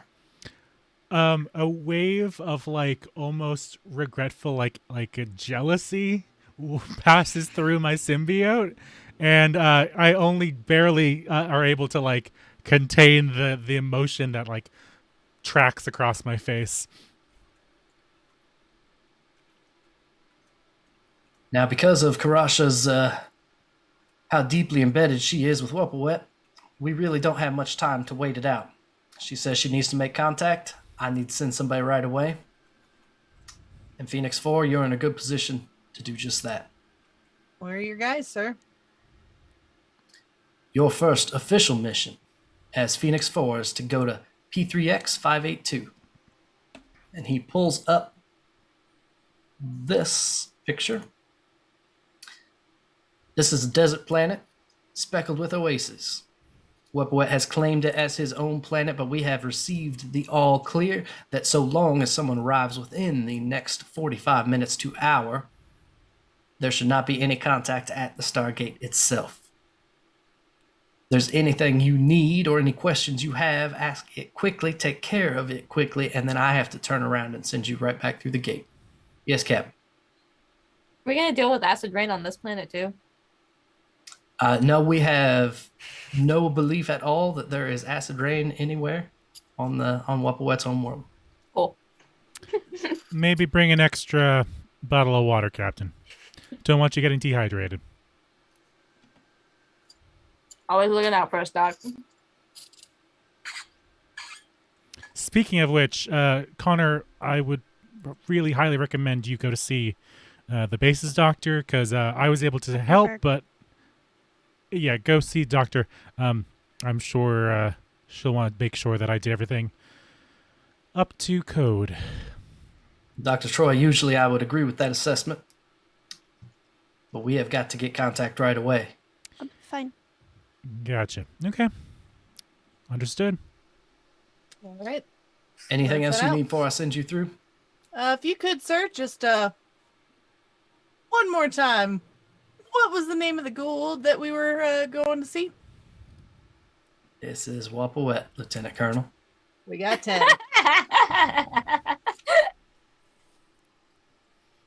As the four of you head back into the gate room, the general comes over the speaker one more time and says, "Oh, Karasha is not a particularly trusting individual. You may receive a challenge phrase. The sun is high over the sands this day. Your response should be, but at night a cold wind blows."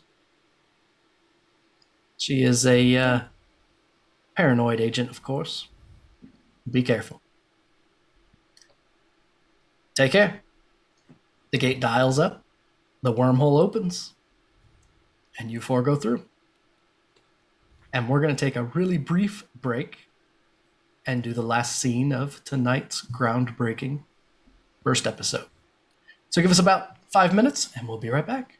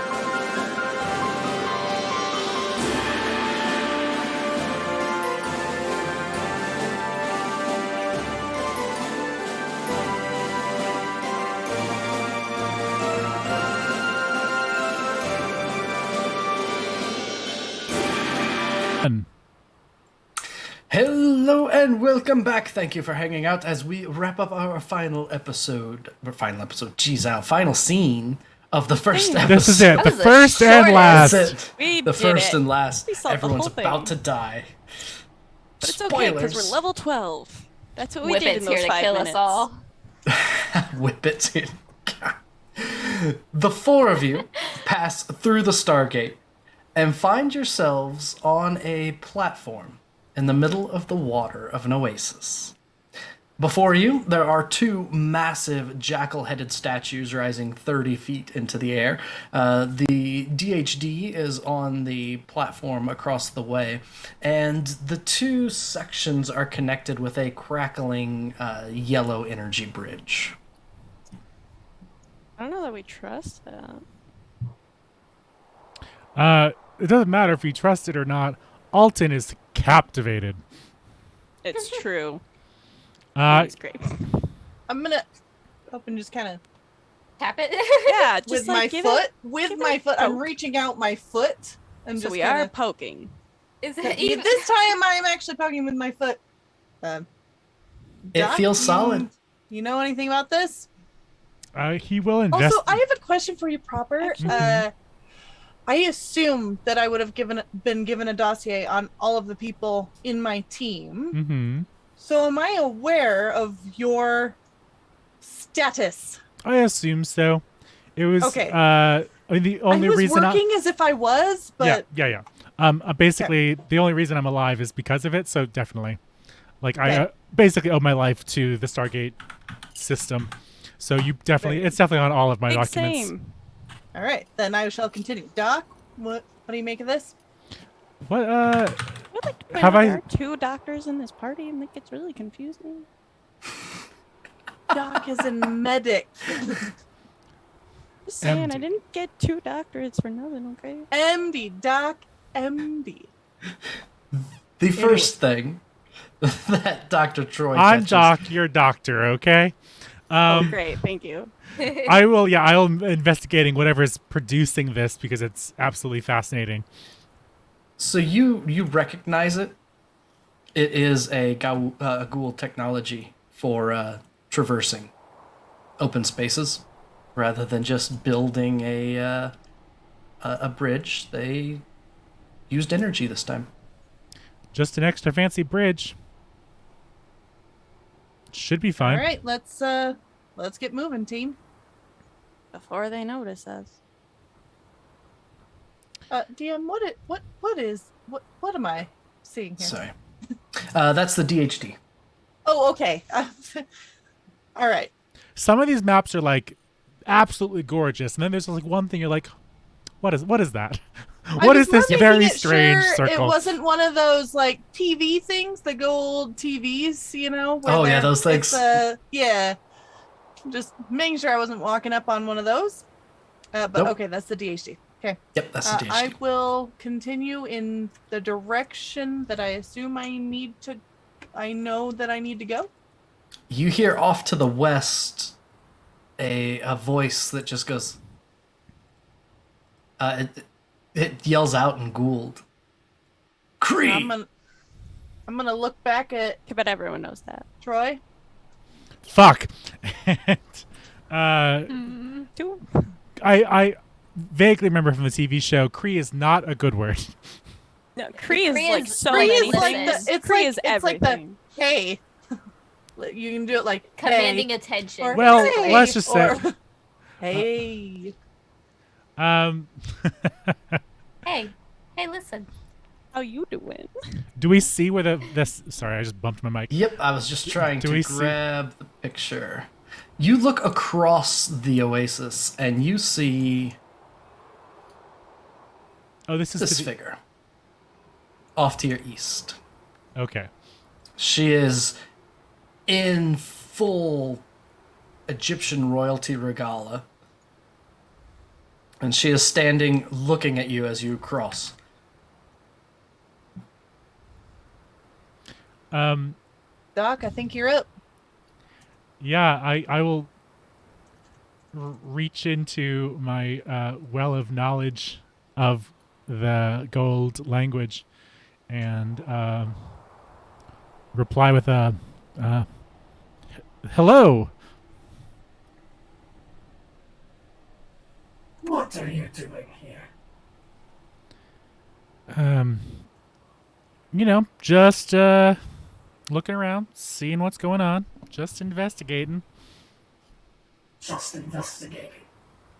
You think that it's so wise to wander around the desert? The sun is so high over the sands this day. It would be foolish to be on your own. You don't need to tell me, medical doctor here. We're Right, say it back. plenty prepped. But what are you doing alone in the desert? I'm keeping my eyes open. Never know who might come through the shop eye. Yeah, I'm just gonna nudge the doctor. Cold wind blows. Oh. That's the phrase. That's the phrase. Say it. Wow, Herman. Come Uh, on.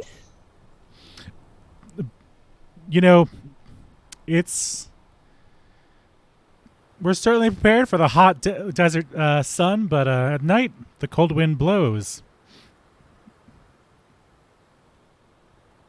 An interesting response. Come, all of you. Over here. Circle around. She gestures around the... change my voice.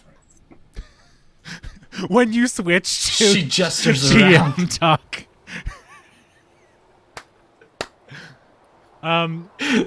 She gestures around to the north for you to come around. Before you sprint across this pond, Luca, Yep. he's gonna I'm just in a hurry to he's gonna turn to meet you. this chick. He's gonna turn to you and simply ask, like, does that sound like a affirmative or I don't know. It didn't sound like She said the words. You said the words. That is what she we didn't got told to exactly say. the words. Okay. Yeah, she did. Sorry, I may have been doodling at the time. I didn't remember what she was supposed to say.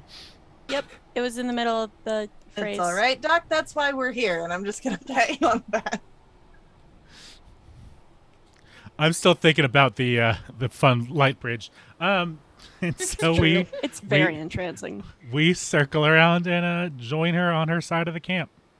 Sounds good. I tossed someone over and they disappeared when I did that. I have I'm no like idea where I directly went. under I her just- now. I just yoted Captain Lost White. away. Just Did you yoke. just make yeet into Man the down. past participle? Get yeeted. I've been Yeet. yoked. Okay, the Yeet, proper form of that would yote. be yotin, not yoted. To yeet, yacht. Yote, Yeet, yacht, yoted. yeet. Or not Ben- tiki. Yatayamos yais. Whip it. Bop it. Twist it. Pull it. Lock it. Flick it. As you get over there, a Jaffa steps out from the trees nearby who was guarding. And the Goa'uld who addressed you turns to you and without the extra voice, apologies for the formality, but Karasha insisted we be certain of your purpose. The Goa'uld are growing restless with Anubis's relentless advances, and they're growing desperate. Thank you for coming. We don't have much time. Before I answer any questions, I must be brief. Anubis has contacted Wapwawet in regard to a gate location unvisited for many millennia. While the Goa'uld occasionally mark worlds as dangerous to visit, it's much more rare that a gate address be lost entirely. I fear what might be found on that world. I can't say for sure what they would be looking for, and I really don't know what to make of. The gate starts dialing across the way. We should I'm hide. signaling for everyone to get down. There's a Yeah, tent yeah. right here. Can we hide in that? Everyone dives in accordance. The Jaffa guard posts up next to the tree to look. And Jaffa start marching out of the gate. Not one, not two, not 10. An entire battalion starts making its way out. Everyone roll me a stealth check as you dive for cover. Yikes. Yikes indeed. Ooh, 19. 5. Ah, That was an 18.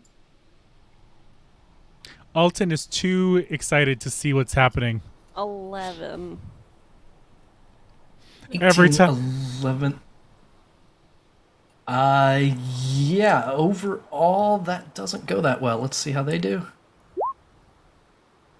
And yeah, how unfortunate.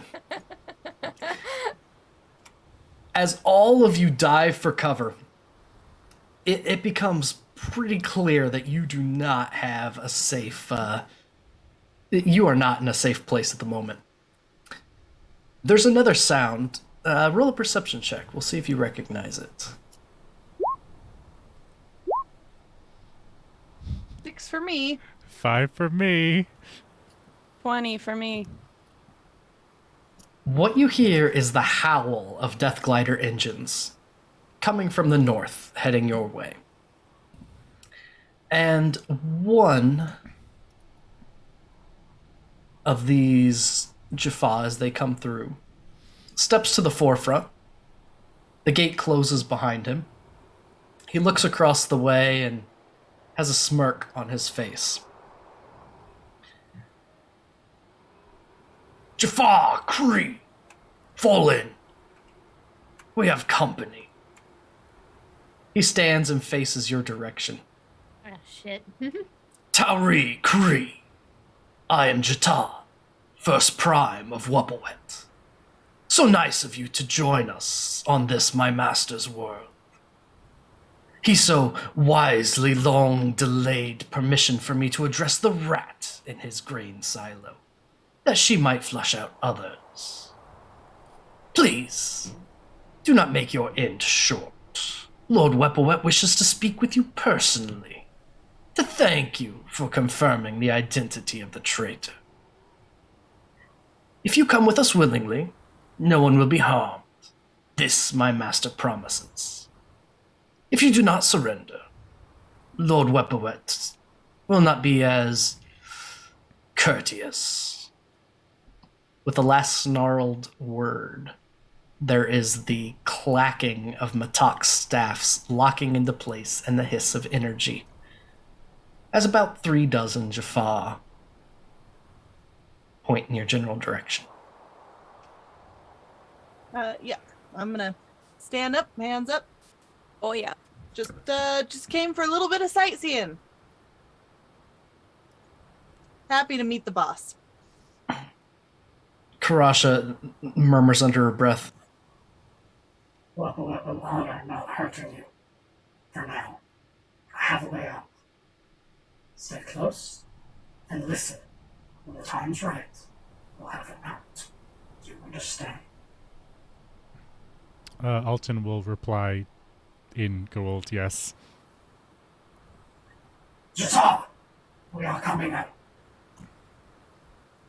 the group of you come out, your weapons are taken from you, your hands are bound, and you are marched north. About a half hour's walk through the desert from oasis to oasis, before you come to a building, built more like a fortress than anything else. Why is that so loud? Might just be me. It's built more like a fortress than anything else, and they lead you through and leave you in a room up here. Oh, gotta toss you in. On the ground floor. Yeet us onto the map. I'm going to yeet you onto the map. Excellent.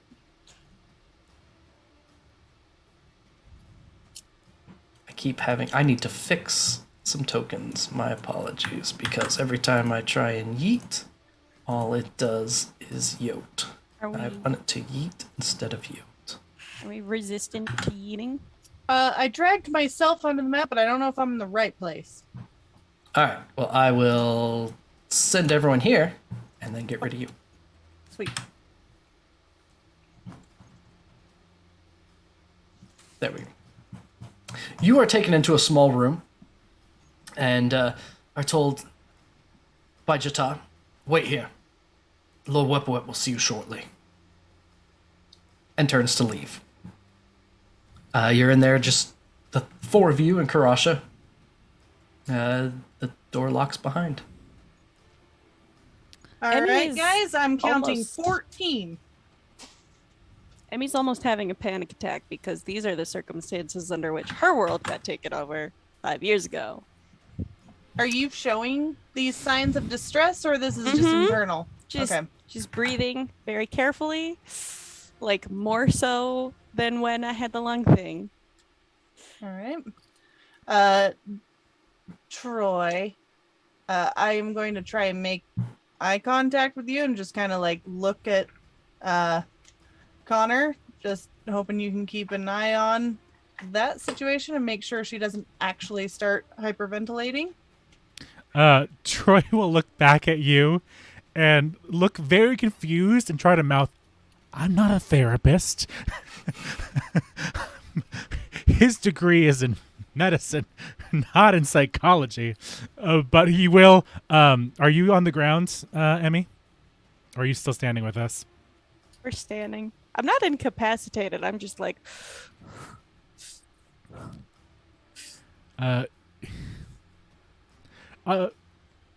Troy isn't super good at the whole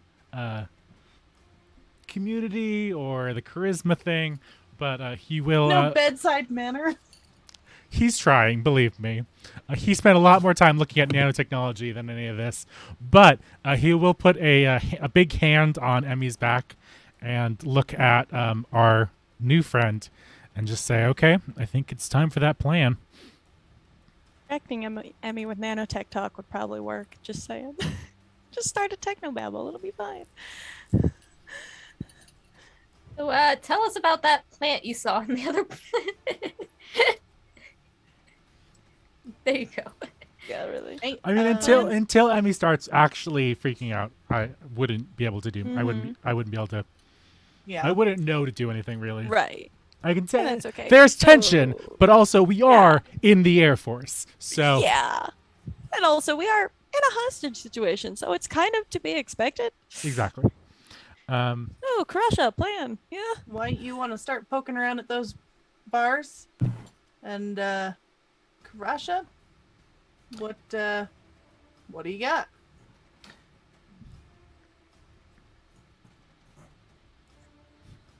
Shortly, we should be taken before Wapwawet. When they're there, my contact will know I'm here. We'll have a way out after that. So we're waiting. About that time, Chata comes back. The door unlocks. Oop. He looks at you all. Tauri, come. My lord is ready for you. Okay, lead the way. You are taken up the stairs to a room that is full of rugs and opulence and just all of the pomp and circumstance of someone that thinks they're a god would surround themselves with. As you enter, you see a deeply tanned and powerfully built man. You can only suspect it's Wapwawet himself. Long white hair falls across his shoulders, and he wears a device on his left hand and an ornate gauntlet on his right. There are two beautiful figures in the room with him. A short blonde-haired woman at his feet, and a second long dark-haired man slightly behind the lounging Goa'uld. He looks down upon you all as you enter, and smiles. These must be the Tauri who vex my lord so. And here you are on my little world. Know that I am Wapwawet, your doom. What is your name and why have you come to my planet?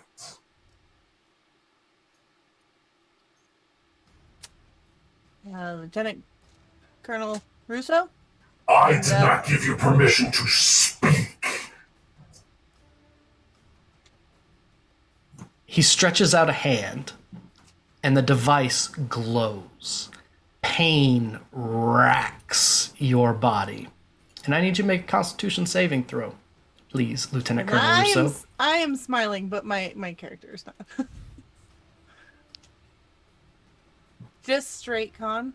Just Constitution saving. Oh.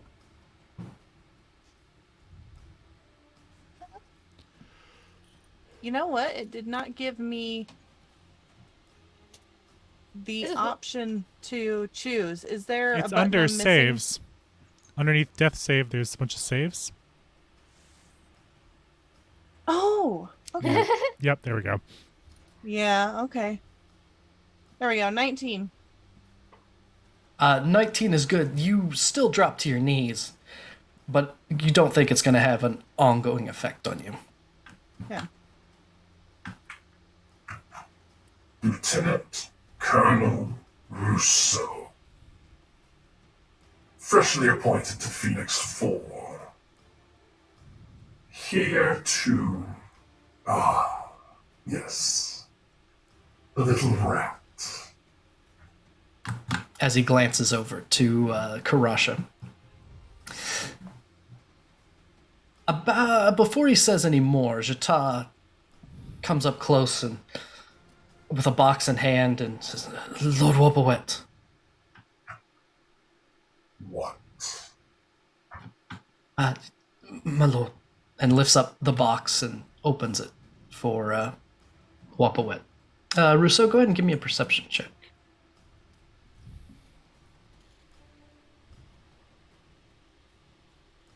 21.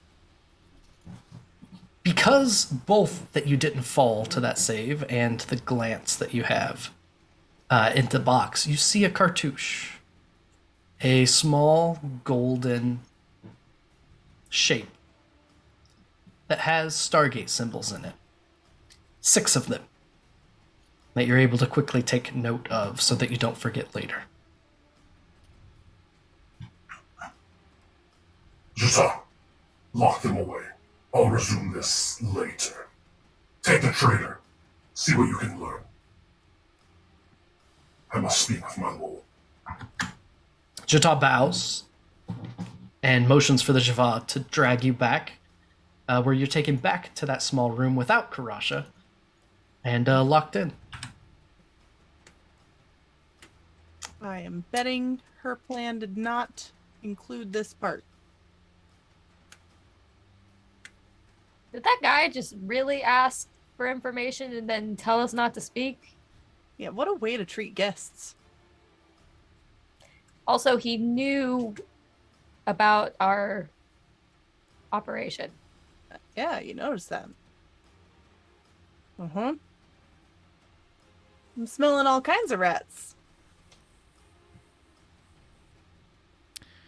You're saying it's certainly not coincidence that they arrived right in time to catch us? No. Cub pointed to Phoenix 4 2 hours ago and he already knows. Which means either the other one sold us out, or we have somebody in base that sold us out. Or, and this is where it could be a player knowledge thing, the Harakesh that was used to immediately get Colonel Russo's name also picked up some other surface thoughts. There's also that. But That would be player knowledge, though, but not character Yeah. knowledge, well, right? Well, Troy might know. proper- Dr. yeah. Troy. Dr. Troy would know, and I'd also let you make a culture check. Yeah, I was gonna say because possibly Emmie because of the Goa'uld invasion of her own. I wouldn't go about suggesting that there's someone in our own agency trying to get us, but 24. I'm pretty sure he could have found that out any which way. Yeah, 24 is plenty to know what the Harakesh does. I rescind my statement about being concerned that we found out 2 hours ago. Anyways, Anyone want to clue in those of us who don't yes. know what's going on? Sorry, I assume whenever the GM says No, like, we have to role play this proper. whenever someone says, "Oh, Altan would know this," Altan would tell you. But yeah, Our knowledge. The hand device possibly also allows for some surface thought reading. If you're Right, well, susceptible. kind of a nosy guy, wasn't he, poking around? We'll hope it's that, but I would still be careful when we return to base. be careful, Russo. If he got that, he knows about. What was her name? Oh, sorry, I'm out of, in player knowledge. It's what's Karasha. Karasha. I was like Rakisha, and I was like, nah, that's wrong. If he knows about us in general, he probably knows about. I already forgotten it. Rakasha's plan. Karasha, there we go. Karasha's plan. Sounds like he kind of already knew. Well, one way or another, he'll find out her contact. So we better get as much information as possible right now. This is gonna sound stupid and gimmicky, but it's the 90s, so fuck it.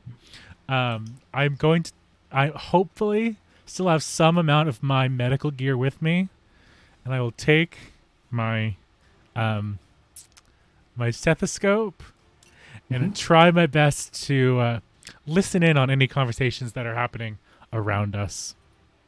Okay.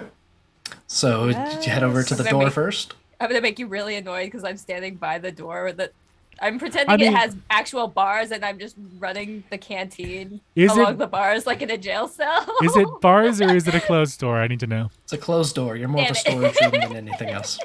Yeah, I would say actually first I would, because we walked through this, I assume, this big open area, so it's unlikely there's someone right around the corner there. But on either of the walls, I will check to see if there's any other rooms people might be in. Sure. You listen at the wall next to you. Go ahead and roll perception. And with advantage. 15. 15. At first you don't hear anything. And then as you are passing by the door... I yell at at Tomi to stop clunking that can and listen closer.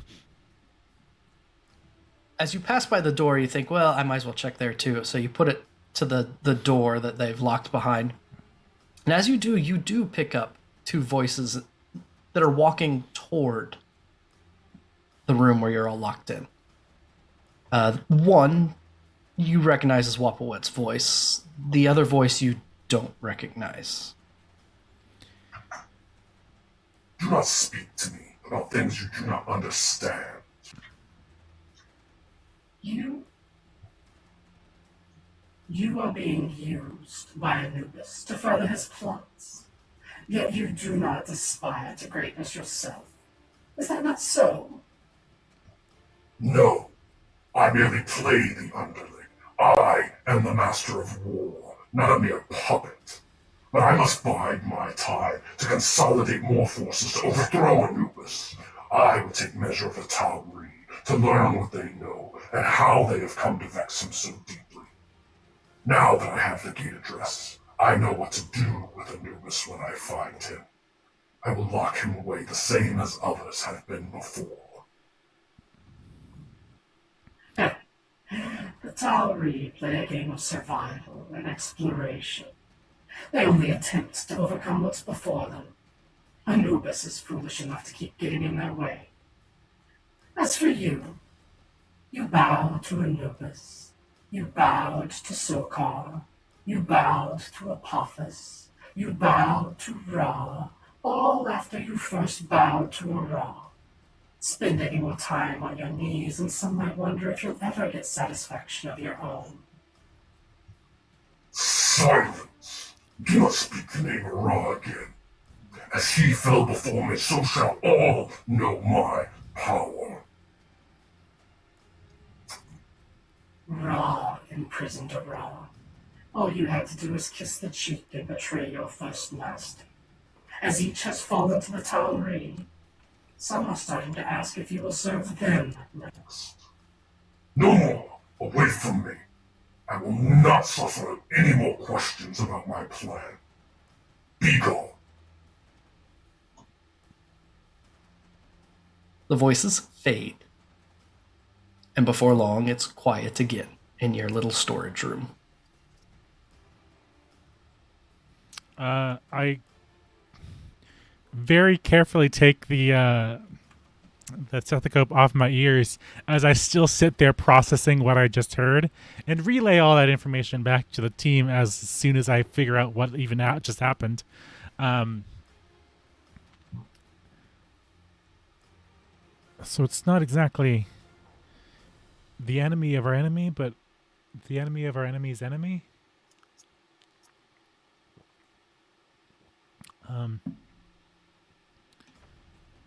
Someone remember that. We can use that for sure.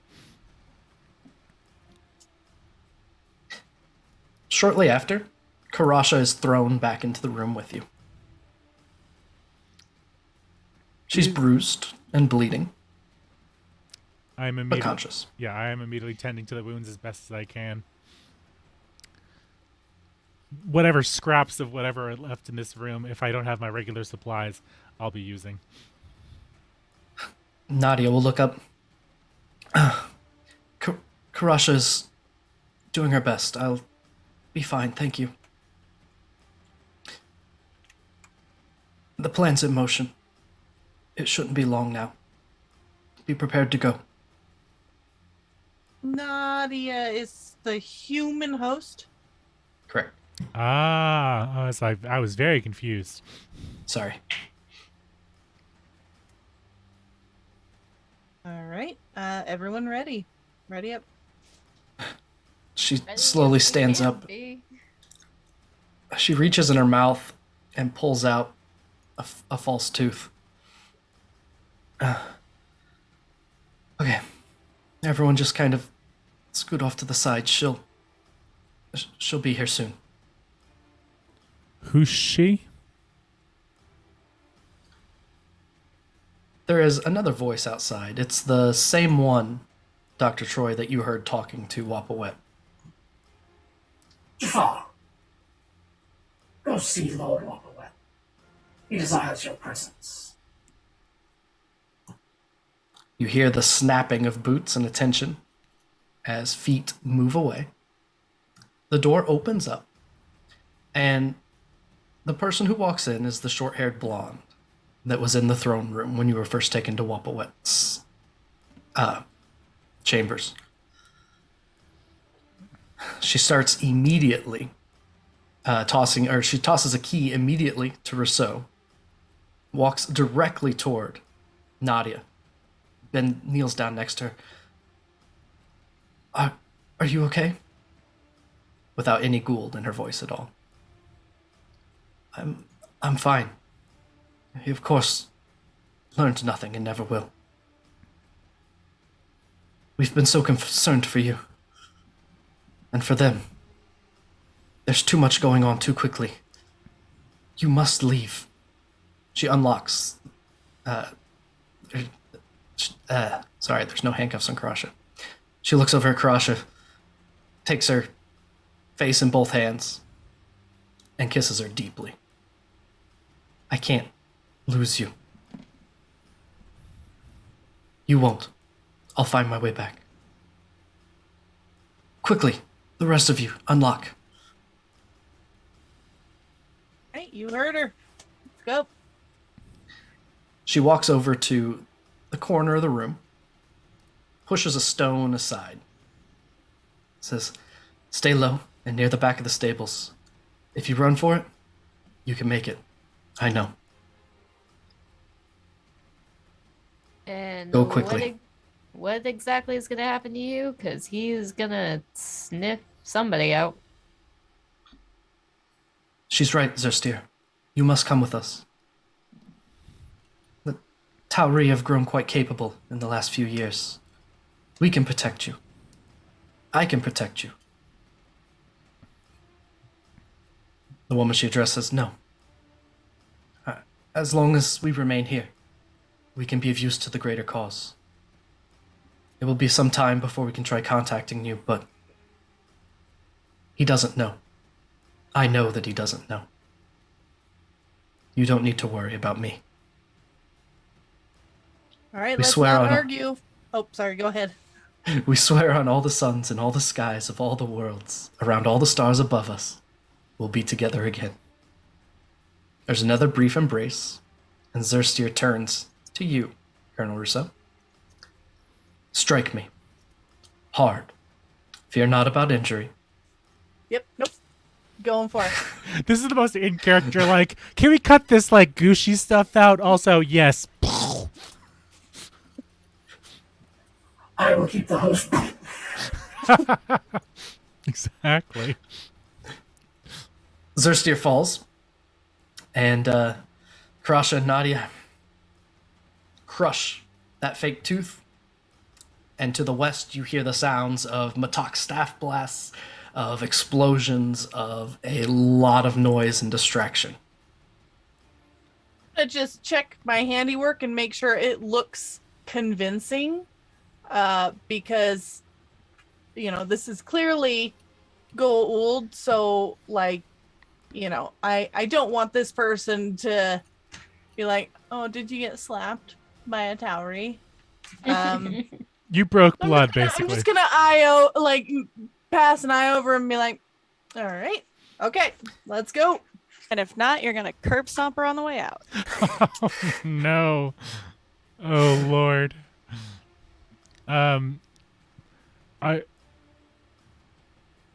God, I really need to start writing down these names. Mm-hmm. What is the host of Rasha? our of Nadia. Nadia's the Yep. host. Nadia? There we go. I'll look to Nadia and just say, and like point at the other one. The power behind the throne. Then We have been embedded deep for a very long time. And Karasha would tell you more herself, but she's quite busy. Let's get out of here and I'll fill you in once we're gone. you got it. So she leads you through the stables this way. Underneath each one in turn, where there are a series of holes, until she takes you to one that opens directly beneath the front doors. I'm going to... I need either a stealth or athletics, depending on if you want to be quick about it or quiet about it.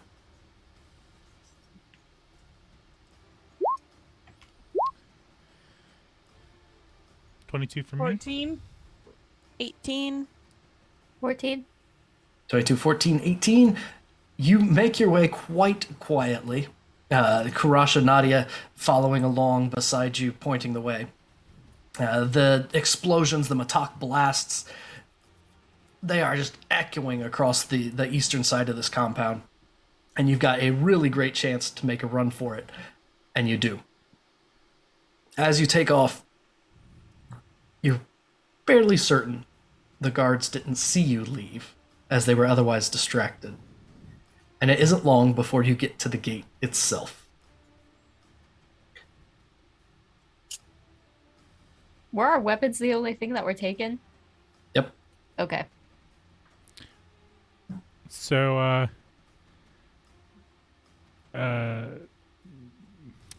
Alton's simply gonna yell, "Someone dial home." Sorry, someone call home, and I'll dial. And Yeah, I'll send the code through. yep, I'll start dialing. You run through, Or- you dial in. Yep. The gate opens. The GDO goes through. You get the green light.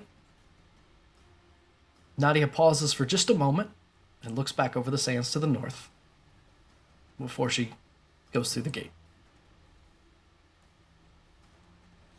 Okay, I'll make sure everyone gets through.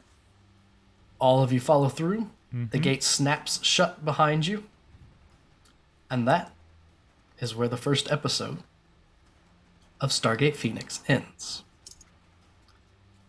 The gate captured and the team captured and returned.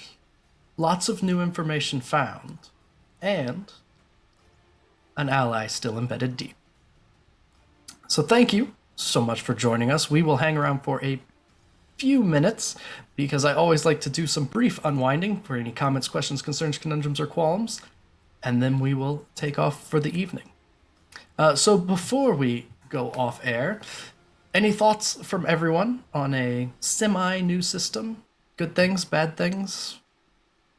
Any comments at all? I mean, it's very similar to 5e, so Yeah, it's very obviously a base, which is really very comforting and burning nice. curve. Though I also feel like, as much as I understand it, like there's a lot of things that I could be doing that I just don't understand yet.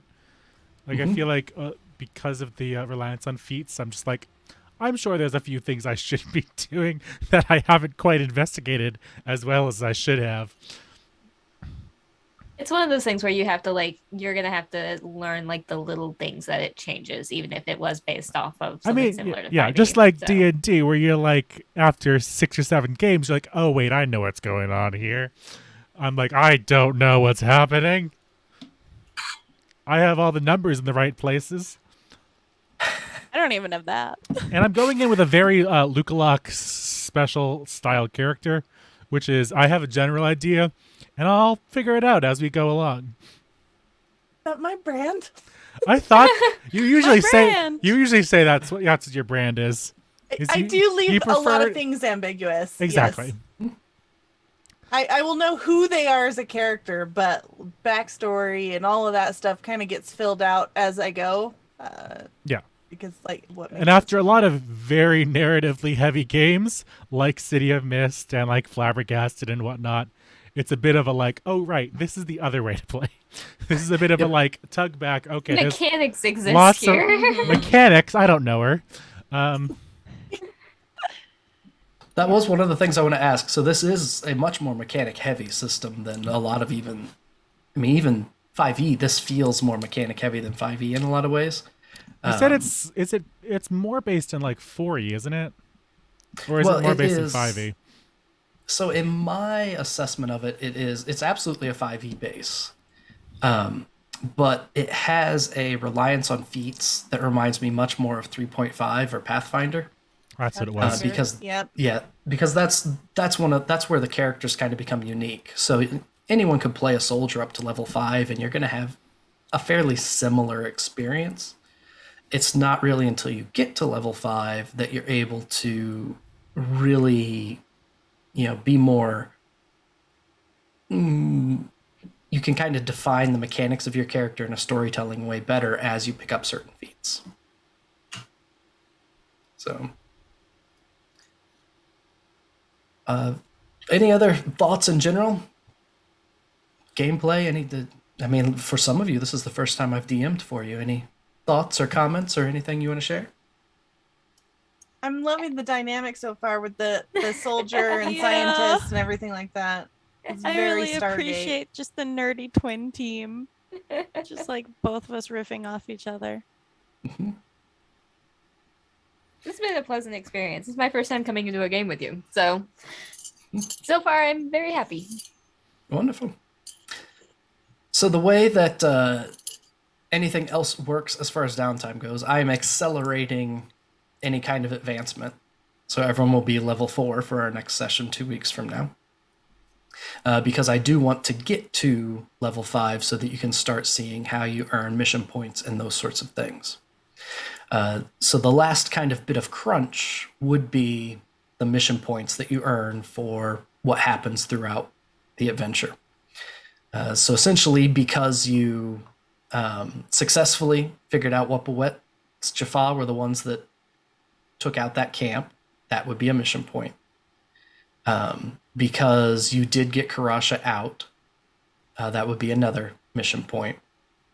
And then there would be one more. Oh, just for surviving.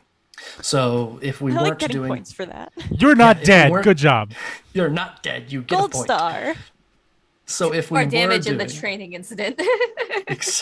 Yes, or winning the training incident would be another MP. So essentially, this adventure would have netted you about 4 MP when 5 is what it takes to typically level. Most adventures usually just hand out 3 as a maximum.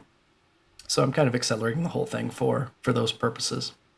I also skipped a fight at the gate at the end because it just seemed unnecessary at that point. So I hope that works out for all of you as far as that goes. Any other thoughts? I think that's kind of the gist of it. Because you brought back those leaves, you actually will gain something from that. So the ASH archive at the base is now going to be a +1 instead of a +0. I knew there was a reason I put things in my pockets all the time. Gonna be a significant lecture about losing all our gear, though. Yes, so Senior Airman Jacobs is not going to be happy that you lost the long arms. Oh, no. But in the grand scheme of things, it doesn't, I mean, they have better weapons. They're probably been destroyed already. But did we die? Really? Like, that should be what they focus on. We didn't die, and we got back most of it. I think that So leads us what- into Oh my gosh, outros. Please don't That do leads us into outros, so we will do outros. So starting with, what is our overlay order? Why don't we start I with think Luca Locke I'm- and I yeah. will wrap up. Hi, I'm Luca Locke, and today I played Lieutenant Colonel Russo. You want us to do like the whole kind of outro thing, or just Oh, yeah, leave it do short the and sweet? Go ahead and do the full outro, we're fine. All right. Tomorrow we are not actually doing any Harpers. We decided to take a little bit of a palate cleanser, just break, a sabbatical between the wrapping of season 2 and the beginning of spooky season. So everyone just take the night off and enjoy yourselves and get ready for spookies. And then on the 4th, Monday, we are back with Swift and Vicious. Too Swift, Too Vicious, our Fast and Furious one-shot sequel, using Keegan EXE's system Renegade Racers. And then on the 9th, we've got Dark Echoes, and then on the 10th, Blood and Grit, and then the spooky one-shot from me, and then we're back with Phoenix, and it starts all over again. So down to Meg. Hello, everybody. I am Meg Mysteria, and tonight I played Captain Tomi White. Like I said, this has been a fun experience so far, and I am really excited to continue reliving my childhood with Stargate Phoenix.